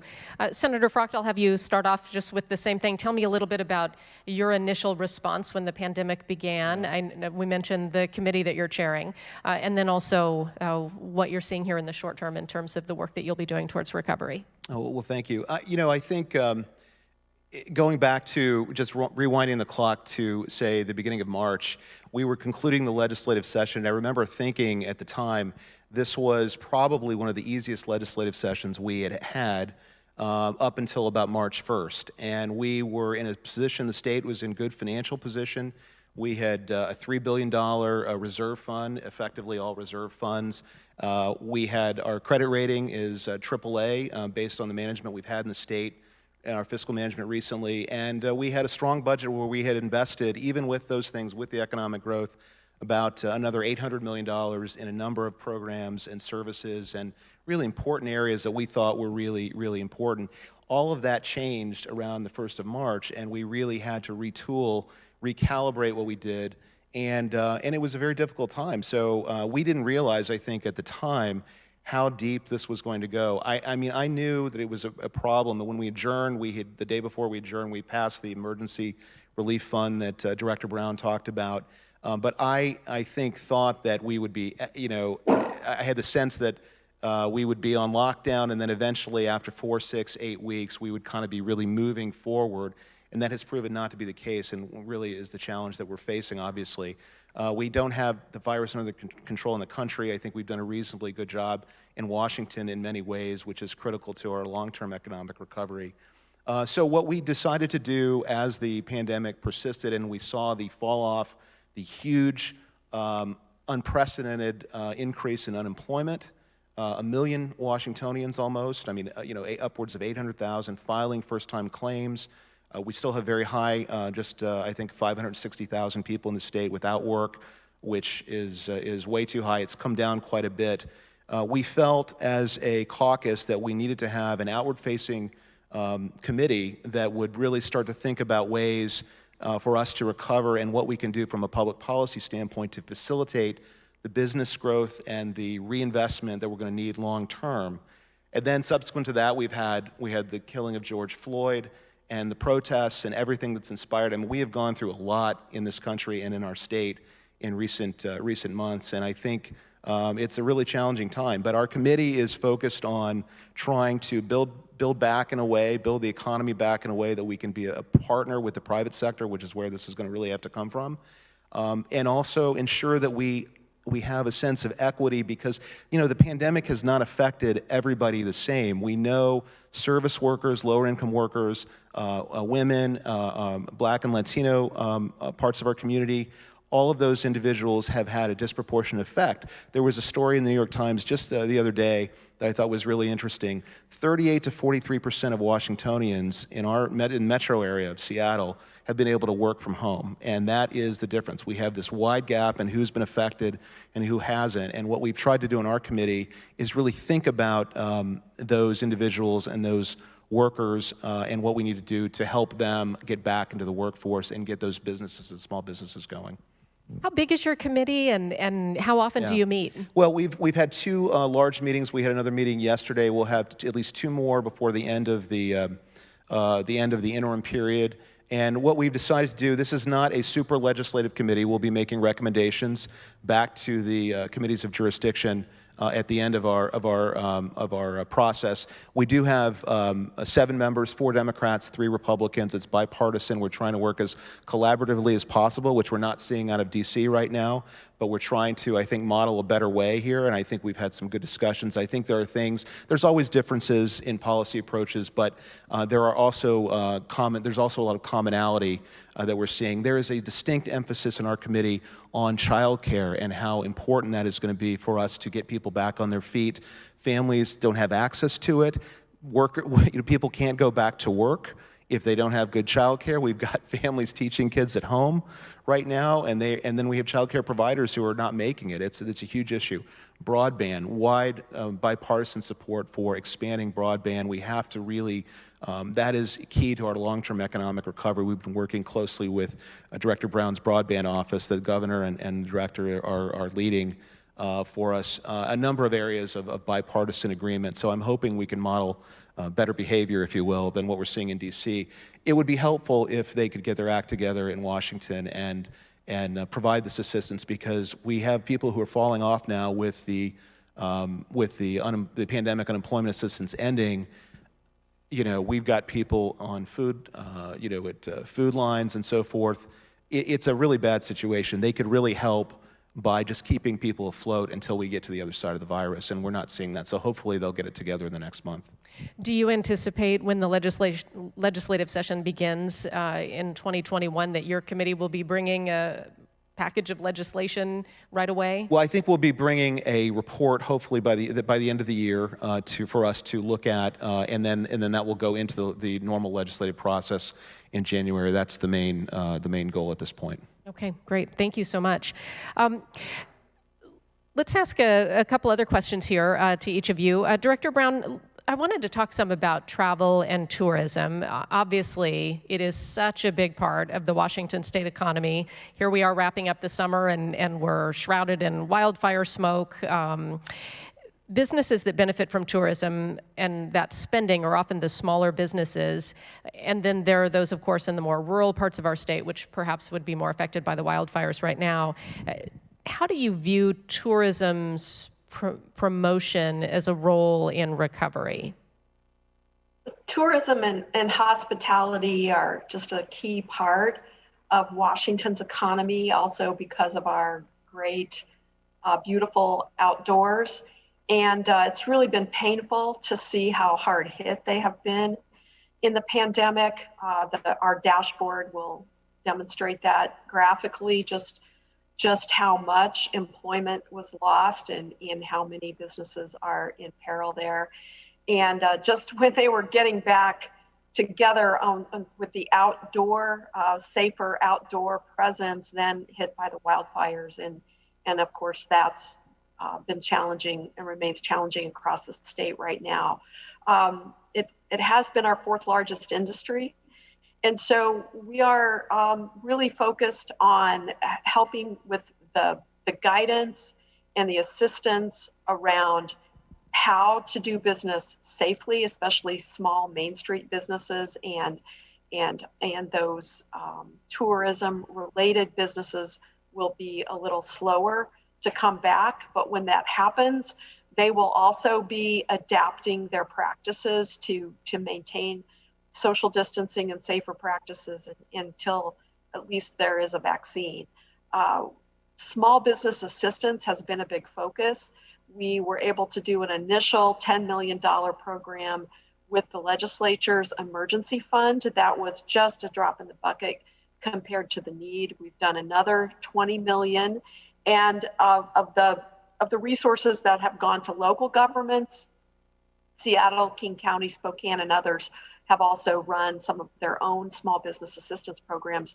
But frankly, it remains one of our biggest concerns, and we plan to bring things forward to the Senate, to the legislature, related to how to help small businesses get through this really challenging time. And certainly that applies to our travel and tourism industry, which we expect that as it starts to ramp up, a lot of that will be focused internally, and people will learn how to engage and travel. They already miss their friends and family across the state and are looking forward to opportunities to re-engage with them. And then ultimately reestablishing Washington State as the destination it is nationally and internationally for visitors and tourists. Thank you. I get the sense just from my own family and from neighbors and friends that I talk to that so many of us have just become much more likely to have some version of the staycation, right? We've become the tourists in our own state. We lost the entire cruise season, but we do have hopefully people venturing out and maybe spending some money locally and doing some visits a little bit closer to home. Senator Frocko, the same question for you. Mm-hmm. Is tourism, I'm assuming, one of the things your committee has also discussed? Yeah, absolutely. We talked about it a little bit in our first couple of meetings. We had some really good insights from Boston Consulting Group and other local consulting groups, really sort of forecasting what the local economy here in Seattle going into the summer was likely to do. And we know that you can just walk around town. I mean, this is nothing like we have during the dry season, during the summer season here. We have to get back to a better place. I mean, we're in a difficult situation with the situation in Seattle overall, with the protests and what's happened here and in Portland. I think we've got to find a way, I hope, to get to some comedy with each other and working constructively towards the solutions that we need to see in social reform. And that, too, is going to be really important for us to, I think, recover here. We are going to be having a session and including tourism specifically in our session coming up on the 29th, and I expect to have both tourism experts, both from Washington, from the Seattle area, and also from other parts of the state.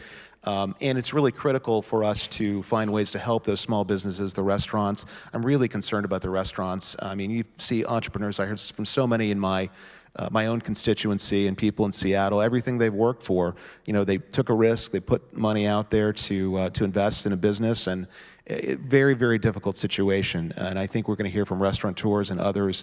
But until we get through the virus, till we get to the vaccine, and then I think the other thing that we need to do is we need to be more intentional in our state. I was at another conference the other day, and somebody said, Washington State has had a great economy without having as great an economic development plan as it should have had over the recent years, because we've had such amazing companies here that have grown here and spurred the economy, obviously the tech sector and others, Boeing and so forth. We need to probably be more intentional. We need to reconstitute our tourism office in the state. We need to be more outward looking, I think, than we've been, and really try to attract people and remind people this is a great place to come and spend your summers and your winters if you want to ski and visit our beautiful state. Anecdotally, we spent a little bit of time in some state parks, and I do think that people here are recognizing this was an obvious thing for us to do here in Washington that we could do, and I think we've seen good response there locally. We are fortunate that if you are stuck vacationing in your own state, that we have such a beautiful one, right? Absolutely, right? Yeah. Absolutely. Yeah. You touched on social justice, social reforms. That is obviously, in addition to the pandemic, this heightened awareness of racial inequities and stronger, more respected, I think, right now, or more widely listened to calls for social reform is obviously playing into all aspects of our lives as the pandemic is, and they're layered together. So for you, as you look forward at economic recovery, how do you also make sure that you're folding in inclusiveness and equity? Well, thank you. I think that's a great question. We, first of all, I would say that COVID has not hit everybody the same, and we know that if you are a Black or a Latinx or Indigenous, you are more likely for a variety of social, we call them social determinants of health, or perhaps you're in an essential service that you've been working in, you may have more of an effect than others who have been in more tech jobs or office type jobs and have been able to work remotely. That, first of all, is huge. We've had disproportionate effects on people losing their health insurance when they are laid off from their job. The employer-sponsored coverage situation is not a good one in this country. We've got to do better there. So I think addressing health care is very important to make sure that people have access to health care. We've done that through Medicaid and also our exchange, but making that more available to people so they know what their options are when they do face it. But then secondly, our caucus, our Democratic caucus that currently has the majority in the Senate, is really taking a formal approach towards looking at all of our public policy through an equity lens. And I think you're going to see that. We don't have a single African-American senator in the state Senate. We haven't had one in 10 years. Now, we have a wonderful person named Tawana Nobles, who's I hope will come in from Tacoma. But putting that aside, we need to be more intentional. And we are trying to make sure that we're centering those voices and understanding what the communities need, how we can grow back those businesses that maybe have been shuttered or have not been able to make it, and what we can do to get capital into those communities. I'd like us to I think there's some tools at the state level we haven't used as much as we can. I chair the Capital Budget Committee. I think there's capital funds that we've done a little bit, but we can be more specific in how we deploy those resources to get them into communities where they have housing needs, where we have areas like in our own central area here in Seattle that were historically black areas or majority black, and that has gone away because of the cost of housing and sort of gentrification. We need to be more intentional and work with our local partners in those areas, and I think there's some tools we can have, but we're trying to look at everything with an equity lens and centering those communities so it's not just us coming down from on high, but we're listening to those communities, and that's what we intend to do. Thank you. Director Brown, I'll ask you the same. As you go down this path of economic recovery, how do you make sure that there's a good focus on equity and inclusion? Well, we still have a long way to go. Fortunately, even before the virus hit, we were starting to ask ourselves that question and lay the groundwork with community partners around the state, particularly with respect to supporting entrepreneurs and small businesses who are historically, racially, or otherwise disadvantaged. And so we have put together a network of community organizations, nonprofits around the state that do that kind of work and have the kind of outreach and are the trusted voice in their community or their neighborhood for businesses and entrepreneurs who may not be connected to their local chamber of commerce. And so the Tabor 100 is an example, having started a business center specifically for small businesses and entrepreneurs in South King County. The Tri-Cities Hispanic Business Council is an example of one of these organizations. The INBA in Spokane works with LGBT entrepreneurs and small businesses. So this network that is forming is receiving contracts from us to help connect people to resources. Unfortunately, the federal dollars that first went out the door in terms of business support were pretty lopsided in who had access to those dollars. And there were many that felt left out of that process. There have been some modifications made to make that a better process, and we hope that there will be more federal funds coming. But in the meantime, while we wait for that, this network of organizations is helping us make those connections, and we are learning from those businesses what they need and also what their challenges are, just in getting the information about what resources they may qualify for, as well as, you can imagine, a regulatory environment is not one size fits all. What works for a big manufacturer may not work for a tiny salon or barbershop or those, thousands of independent, small, family-owned businesses that really make our small towns and our neighborhoods unique. And we want them to survive. And so that has become a big focus, and understanding that there have been these structural barriers to accessing state programs is a part of what we are learning about and trying to dismantle in working with them. That's a great point, Molly, that the director made. We had, and she would know, Lisa would know this, we had 26,000 small businesses apply for direct grants from the state in addition to the PPP loans. And we need to allocate more money to small business relief directly. I know Director Brown and I have talked about that, and there's some ways for us to do that, but the 10 million we did was not nearly enough. It would only served 1,500 or so of those companies. I think the other thing that is really important, and Lisa alluded to this when she talked about regulatory relief, or permitting relief. You don't normally hear Democrats talking about that. And one of the things we're trying to do, I think, with our committee is to reach out and work across.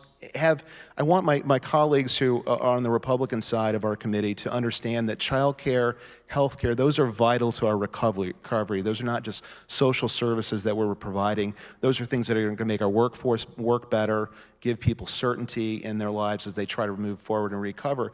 I think at the same time, Democrats, we need to be more understanding that to help get businesses back on our feet and aid our recovery, we need to be more open to perhaps thinking about ways to get permits done faster for companies that want to reinvest, if they want to restart. Those kinds of softer things that we can help facilitate. We need to be more accommodating of each other and not kind of locked into ideological battles. So that's what I'm hoping that we can do. That's really, I think, going to be critical because I don't think if somebody's trying to start a new business, it really doesn't matter what their political views are or where they're coming from. They just want to know that the government's not inhibiting them and certainly trying to help them. I wanted to actually go back, Senator Frock, to something that you said in your opening remarks, too. You briefly commented on how Washington has done in controlling the virus. We know that we had the very first confirmed case anyway. Perhaps it wasn't actually the first case of coronavirus in the United States, but case and death. And initially, I think it felt like we were going to be just one of the worst places. Instead, it turns out we were just one of the first places to really react. And when you look at the virus and how it's taken hold in individual states across the country, there are all these different versions of when it spiked or if it's spiking right now. I was hoping I could have you speak, both of you speak a little bit more to that about how the virus has impacted the economy here and how the way we've handled it will play into the future in our recovery. Well, thank you. I think that's a terrific question. That is the question. Our first witness that we had on our committee in our first meeting in June was Austin Goolsbee, who was President Obama's chairman of the Council of Economic Advisors, and was his main person that he relied on during the Great Recession. And what Professor Goolsbee told our committee was he talked about his first rule of virus economics, which is the economy doesn't recover unless the virus is contained and controlled. And there was some empirical data for that. For example, he looked at an area in his area in Illinois, where in Illinois they had strong restrictions on they had a strong stay-at-home order. In Iowa, right across the river, they didn't. Economic downturn in both areas was exactly the same. So until people feel safe that they can go out and participate broadly, can go to a restaurant and are not going to feel like they might have the virus transmitted and so forth, it's going to be hard for us to recover, certainly in this hospitality sector. I think we've done a reasonable job in reopening where we can. I would like to see us get to phase 3 as quickly as possible in King County, but we have to make sure that the virus is on the way down, and we're going into now the fall season. So it's a very, very challenging situation for us. I don't think it's completely unprecedented, and I think there have been mistakes made, but I think there's also been good decisions made to try to keep people safe. I wish the health question has not been politicized. I'm really disappointed that we are in a situation where, depending on where you live, you have one view of the problem, and we should be thinking about this, from the standpoint of let's get everybody's health under control, get the virus under control, and then we can try to phase back into hopefully some degree of normalcy. That's my take. Right. Yeah, I was thinking that as I was phrasing my question, just that people's view, of course, on how we have done in responding to the virus is shaped by politics. That's just the way it has become. Whether we've done a good job, a bad job, somewhere in between. Some of that's based on people's individual realities, and some is based on political views, and so it is quite a lot to navigate. Director Brown, perhaps you could address that as well, from your perspective, how our virus response is affecting where we are right now and how we move forward. Well, by necessity, activity, mobility reduced very significantly, and clearly will be recovering from that for a very long time, and it will be tied to the pace of recovery literally from the virus. But maybe I could remark on a couple things that I think we already to some extent knew, but really got driven home to us during this time frame. One is, many of us have been, literally like I am right now, working from home. And I think we have learned that there are both challenges but opportunities there. So for example, we may not go back to the same type of work environment with in big office buildings. Some of that may change and create an opportunity for more telework and actually lowering our carbon footprint and some of our transportation challenges by understanding how we can work remotely in teams. We in Commerce now working across the state in teams and realizing we don't all have to be in the same building in Olympia to get a good job done for the people of Washington State. So that's one development. The other is broadband. We knew, and the legislature had already created the broadband office and set ambitious goals for quality broadband access for households by 2024. But then the virus hits, and we understand just how far away we have been from that goal, with people unable to access education or healthcare or apply for their unemployment benefits due to a lack of either no broadband or inadequate broadband. So we've been stepping up there. I would really encourage people to take our speed survey, broadband.wa.gov. We are testing the entire state, and you can do it from your phone or from a hotspot, a Wi-Fi hotspot, that we have 600 of those now.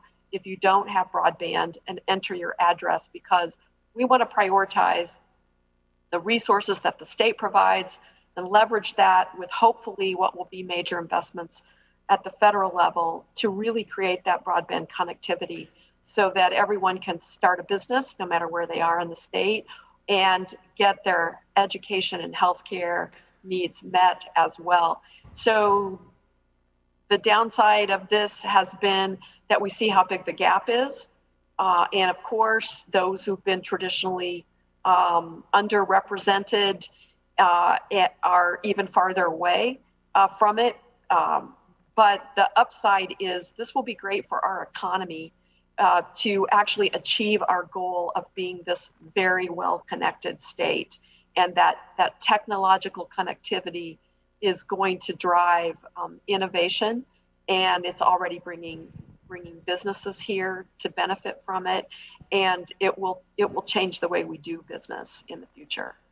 I could not agree more with exactly the way Lisa just framed it. And I think this is something to look at in the next legislative session. This will be a key area of public policy that we really need to drive home. You know, we've had a couple of sessions, not just on our committee, but then also the committee that's working on this directly. And the time is now. We've talked about this for 4 and 5, 6 years, and the time is for us to step up, really pass the policy, and really try to bridge this digital divide. It's unacceptable in Washington to have kids both in urban areas and rural areas who have to go to their school parking lot to get, they may not have a computer, and if they have one, they have to go there to get broadband access at the level that they need it. We just can't live like that. We got to do better. I was also thinking about all the remote schooling as we've been having this conversation. Obviously, we were framing broadband in more along the lines of needs for businesses because we are talking economic recovery here. But Director Brown, is education something that also plays in for you? I know it's a separate State Department from Commerce, but you must also be thinking about all of those kids who are at home doing remote learning. No, absolutely, and we've been working with our Superintendent of Public Instruction, Chris Reckdahl, and legislators on the issue. So there's at least 2, maybe 3 pieces to this.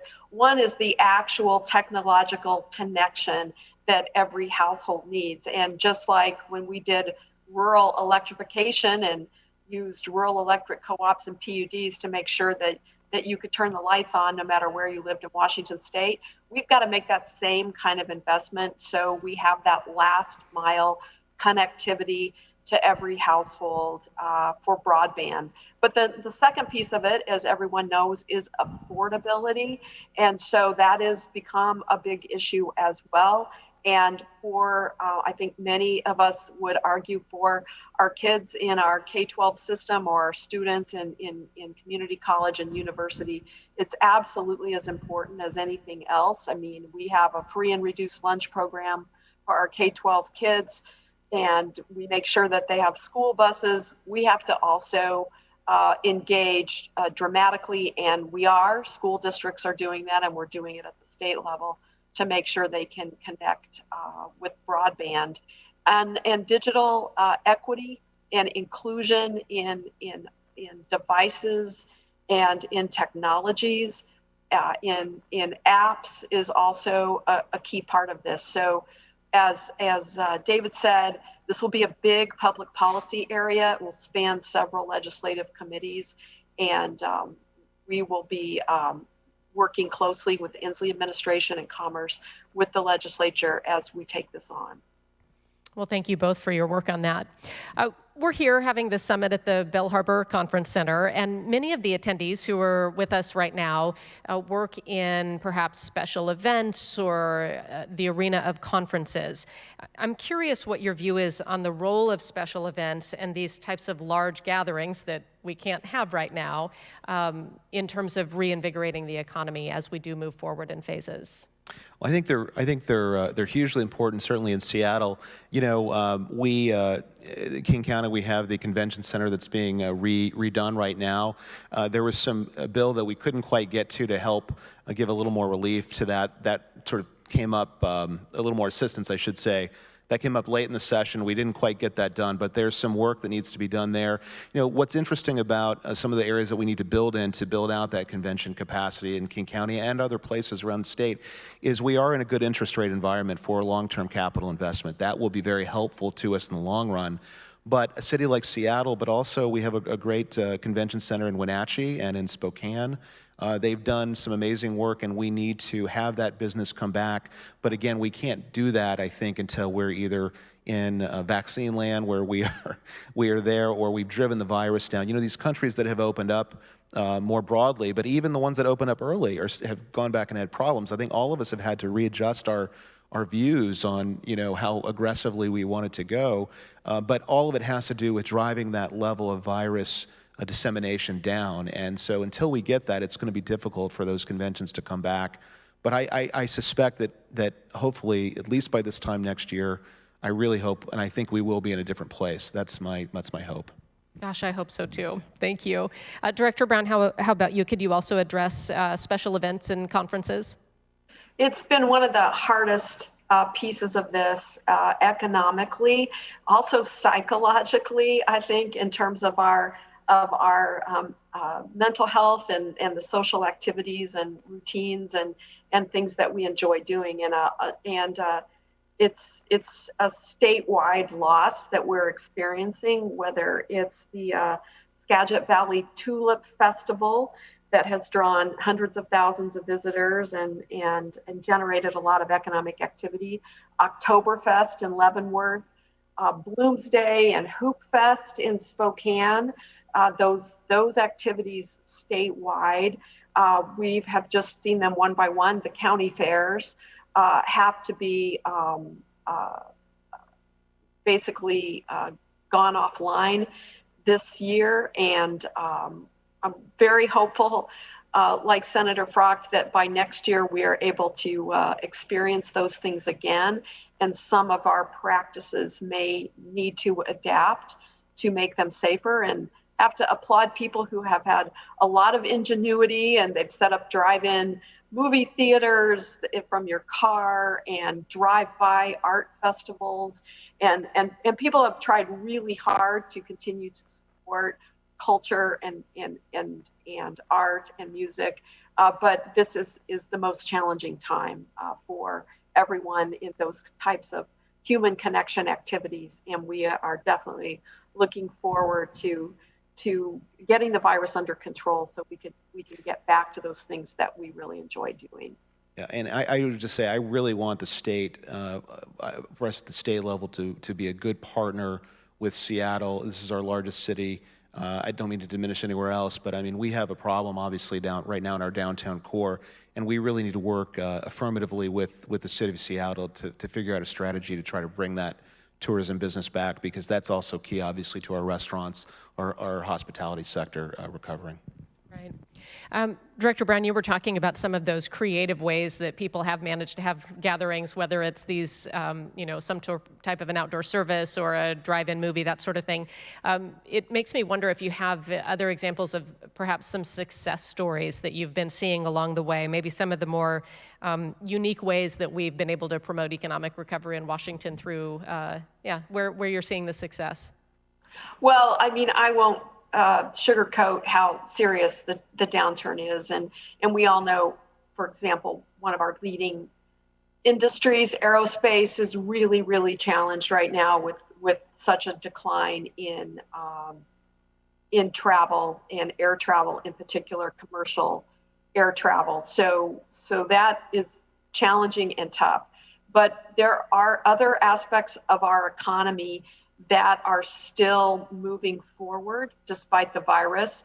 Very exciting to hear Violet Power announce last week that they are going to open an integrated solar panel factory in Moses Lake, 500 manufacturing jobs there in the clean energy space, which I think is partly due to the catalyst of legislative investments. Clearly, Governor Inslee's priority in making clean energy a part of our economic future, and we definitely have a future there.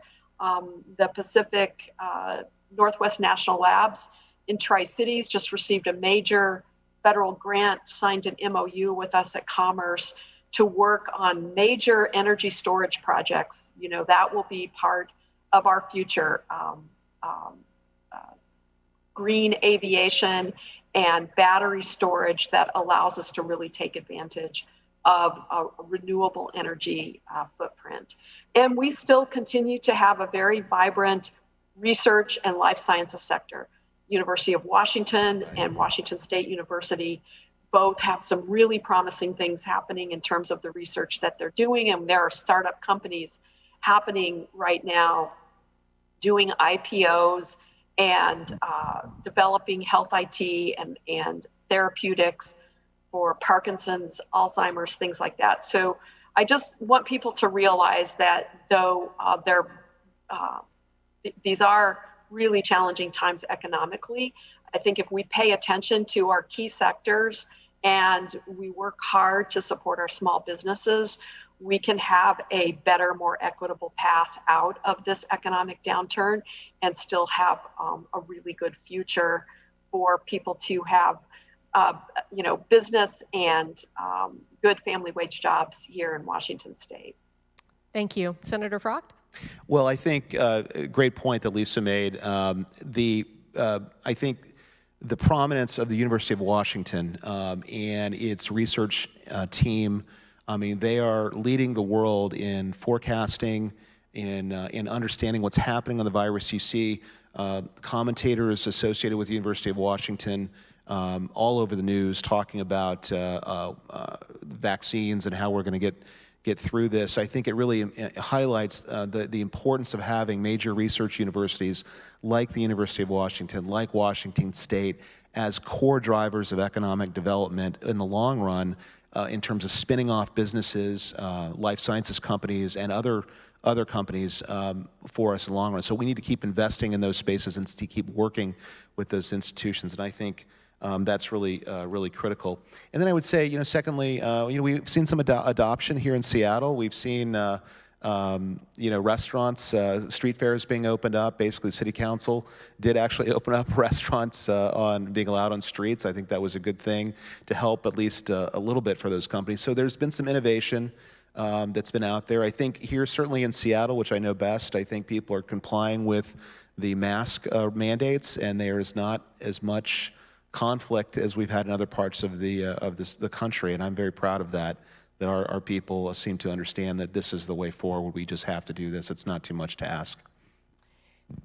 For the business leaders who are listening in right now, do either of you have any specific advice of something that they can do to try to help the cause of moving forward? And I know that that's a tough question because everybody's got a different situation that they're coming from, but I think a lot of us have gathered here today in hopes of kind of grasping onto that thing of okay, this is what I can do to help make sure that we all keep moving forward and rebuilding the economy.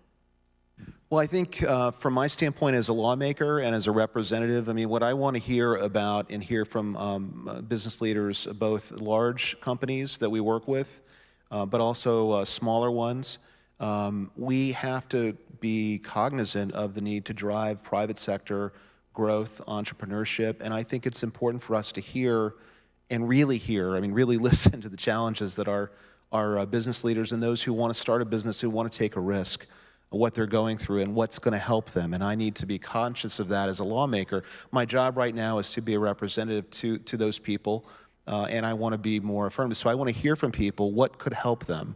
Obviously, taxes are obviously important. I know that's important. But also, what are the other things to make the government work better for them? That's what we need to hear, in my view, and I think those are soft things that we can do to help ease the transition. Government has to be a partner in our recovery, but it shouldn't be. It's not the only part of our recovery. We have to create the right conditions to help entrepreneurs and business owners who want to invest survive and expand, and we need to be, I think, more affirmative in our work in doing so. Thank you. Director Brown?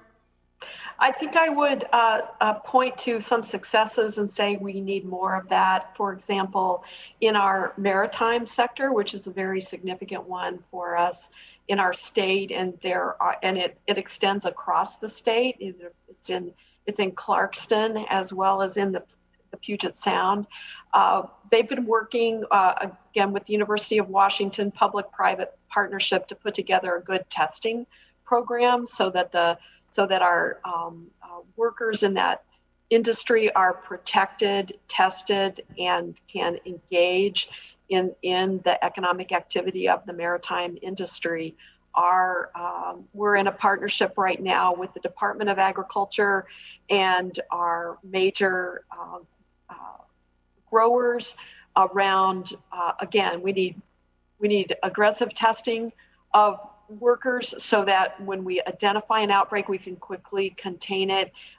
We need to be able to give those workers the ability to stay home and stay safe and not infect others. So those are all really important policies. And these are going to vary from sector to sector and from big business to small business. And so we are actively hoping for that type of communication with us to let us know both ideas, solutions, and partnerships are really important during this period of time. And that applies to every sector of the Washington economy, from agriculture products to small businesses and tourism.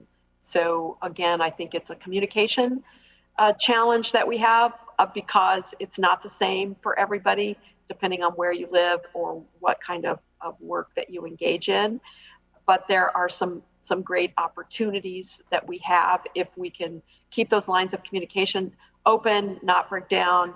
And as David said, not break down along just rigid ideological lines. Let's figure out how to keep the dialogues moving forward. We'll get better public policy and we'll get better economic outcomes from that. Knowing that there is obviously still a lot of work to be done, I do feel like I'm hearing optimism from both of you. Director Brown, do you, am I right in that? I mean, are you coming from a pretty optimistic place, and what would drive that? I think for me, it really is, I have spent a lot of my career in interacting with young people, teaching at Eastern and Gonzaga and working at WSU, as well as being in the state legislature.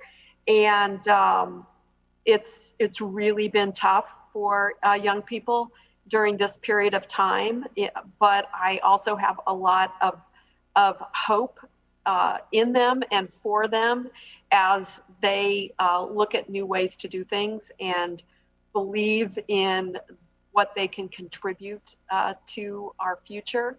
So the problems are pretty big. The climate challenges are real right outside my window.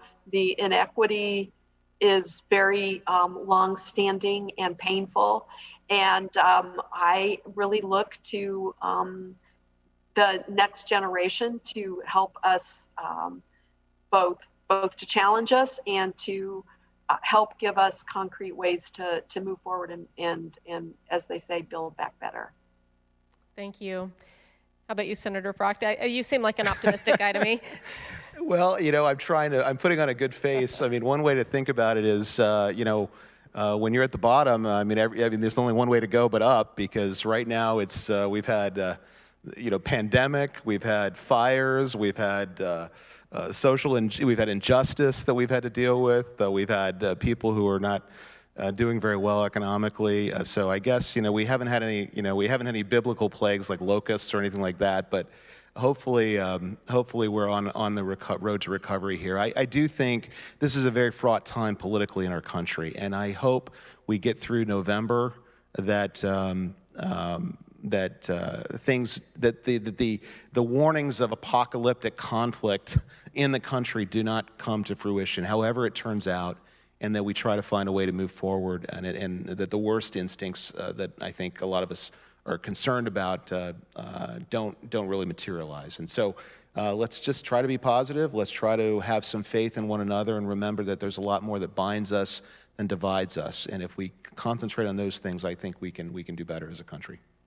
Well, I appreciate the hopeful notes. I do want to give each of you the opportunity to say any final words if we haven't covered everything yet. Is there anything else that you would like to add, Senator? Well, I just want to thank you, Molly. It's been a pleasure to be with you, and I appreciate the forum for inviting me to be here and share a few thoughts. And please, for those who are out there, if there are things that we can do to help you, please stay in touch and get in touch with me and with your legislative representatives. Be engaged in your government. I think that's really important. And it's just a thrill for me to be here with Senator Brown, who was a mentor of mine when I first came in, and has been a good friend and really someone who I respect greatly. So I appreciate her leadership. She's doing a terrific job for the state of Washington. Wonderful. Thank you, Ellen. Thank you for the work that you're doing with your committee. Hopefully we'll all see the fruit that it bears when the legislative session begins in January. Director Brown, how about you? Any final words for us? Well, again, thank you for giving me this opportunity, for letting me share some thoughts and some of the work that Commerce has been engaged in from here in Spokane. I would just echo, I definitely would like to hear from business leaders or others your thoughts, your challenges. My team would like to hear about those. So please contact us and give us the opportunity to both learn and respond. And we try to be a good liaison for policies. We just submitted a set of decision packages to the governor's office, which of course will start that whole process of the governor putting a budget and policy perspectives together that will then go to the legislature. It's a process I really believe in. The size of Washington State, and although we sometimes fall apart politically, we often come together politically, and we often take on really big challenges. So the legislature, in a bipartisan way, has set forward a great goal for broadband access, took on funding of our K-12 system. We now have those other challenges ahead of us, economic recovery, climate, et cetera. I would just echo David and say, please engage in this process. It's better when we have everybody's voice represented. And we definitely look forward to moving out of this and to having every corner of the state, urban and rural, and every population group have their voices heard and be part of that recovery. Thank you. And I know I said those were final words, but actually as you were talking, I thought of something else I wanted to ask you, Director Brown. Just knowing that you have such a strong perspective of Eastern Washington, and also knowing that it can feel a lot of times like people on the east side of the state and the west side of the state that were so different. Have you seen during this time of the pandemic and recovery any changes in that perspective in a coming together of a whole economic recovery plan or mission? Yeah, I mean, I saw it just this morning participating in a call. Our emergency response meetings that happen 3 times a week with the emergency management department and our National Guard and the governor's office and several cabinet members has shifted to fire response in the last couple of weeks. And there's been a lot of pulling together, whether it's in Okanagan or outside the suburbs of Portland, our neighbor state.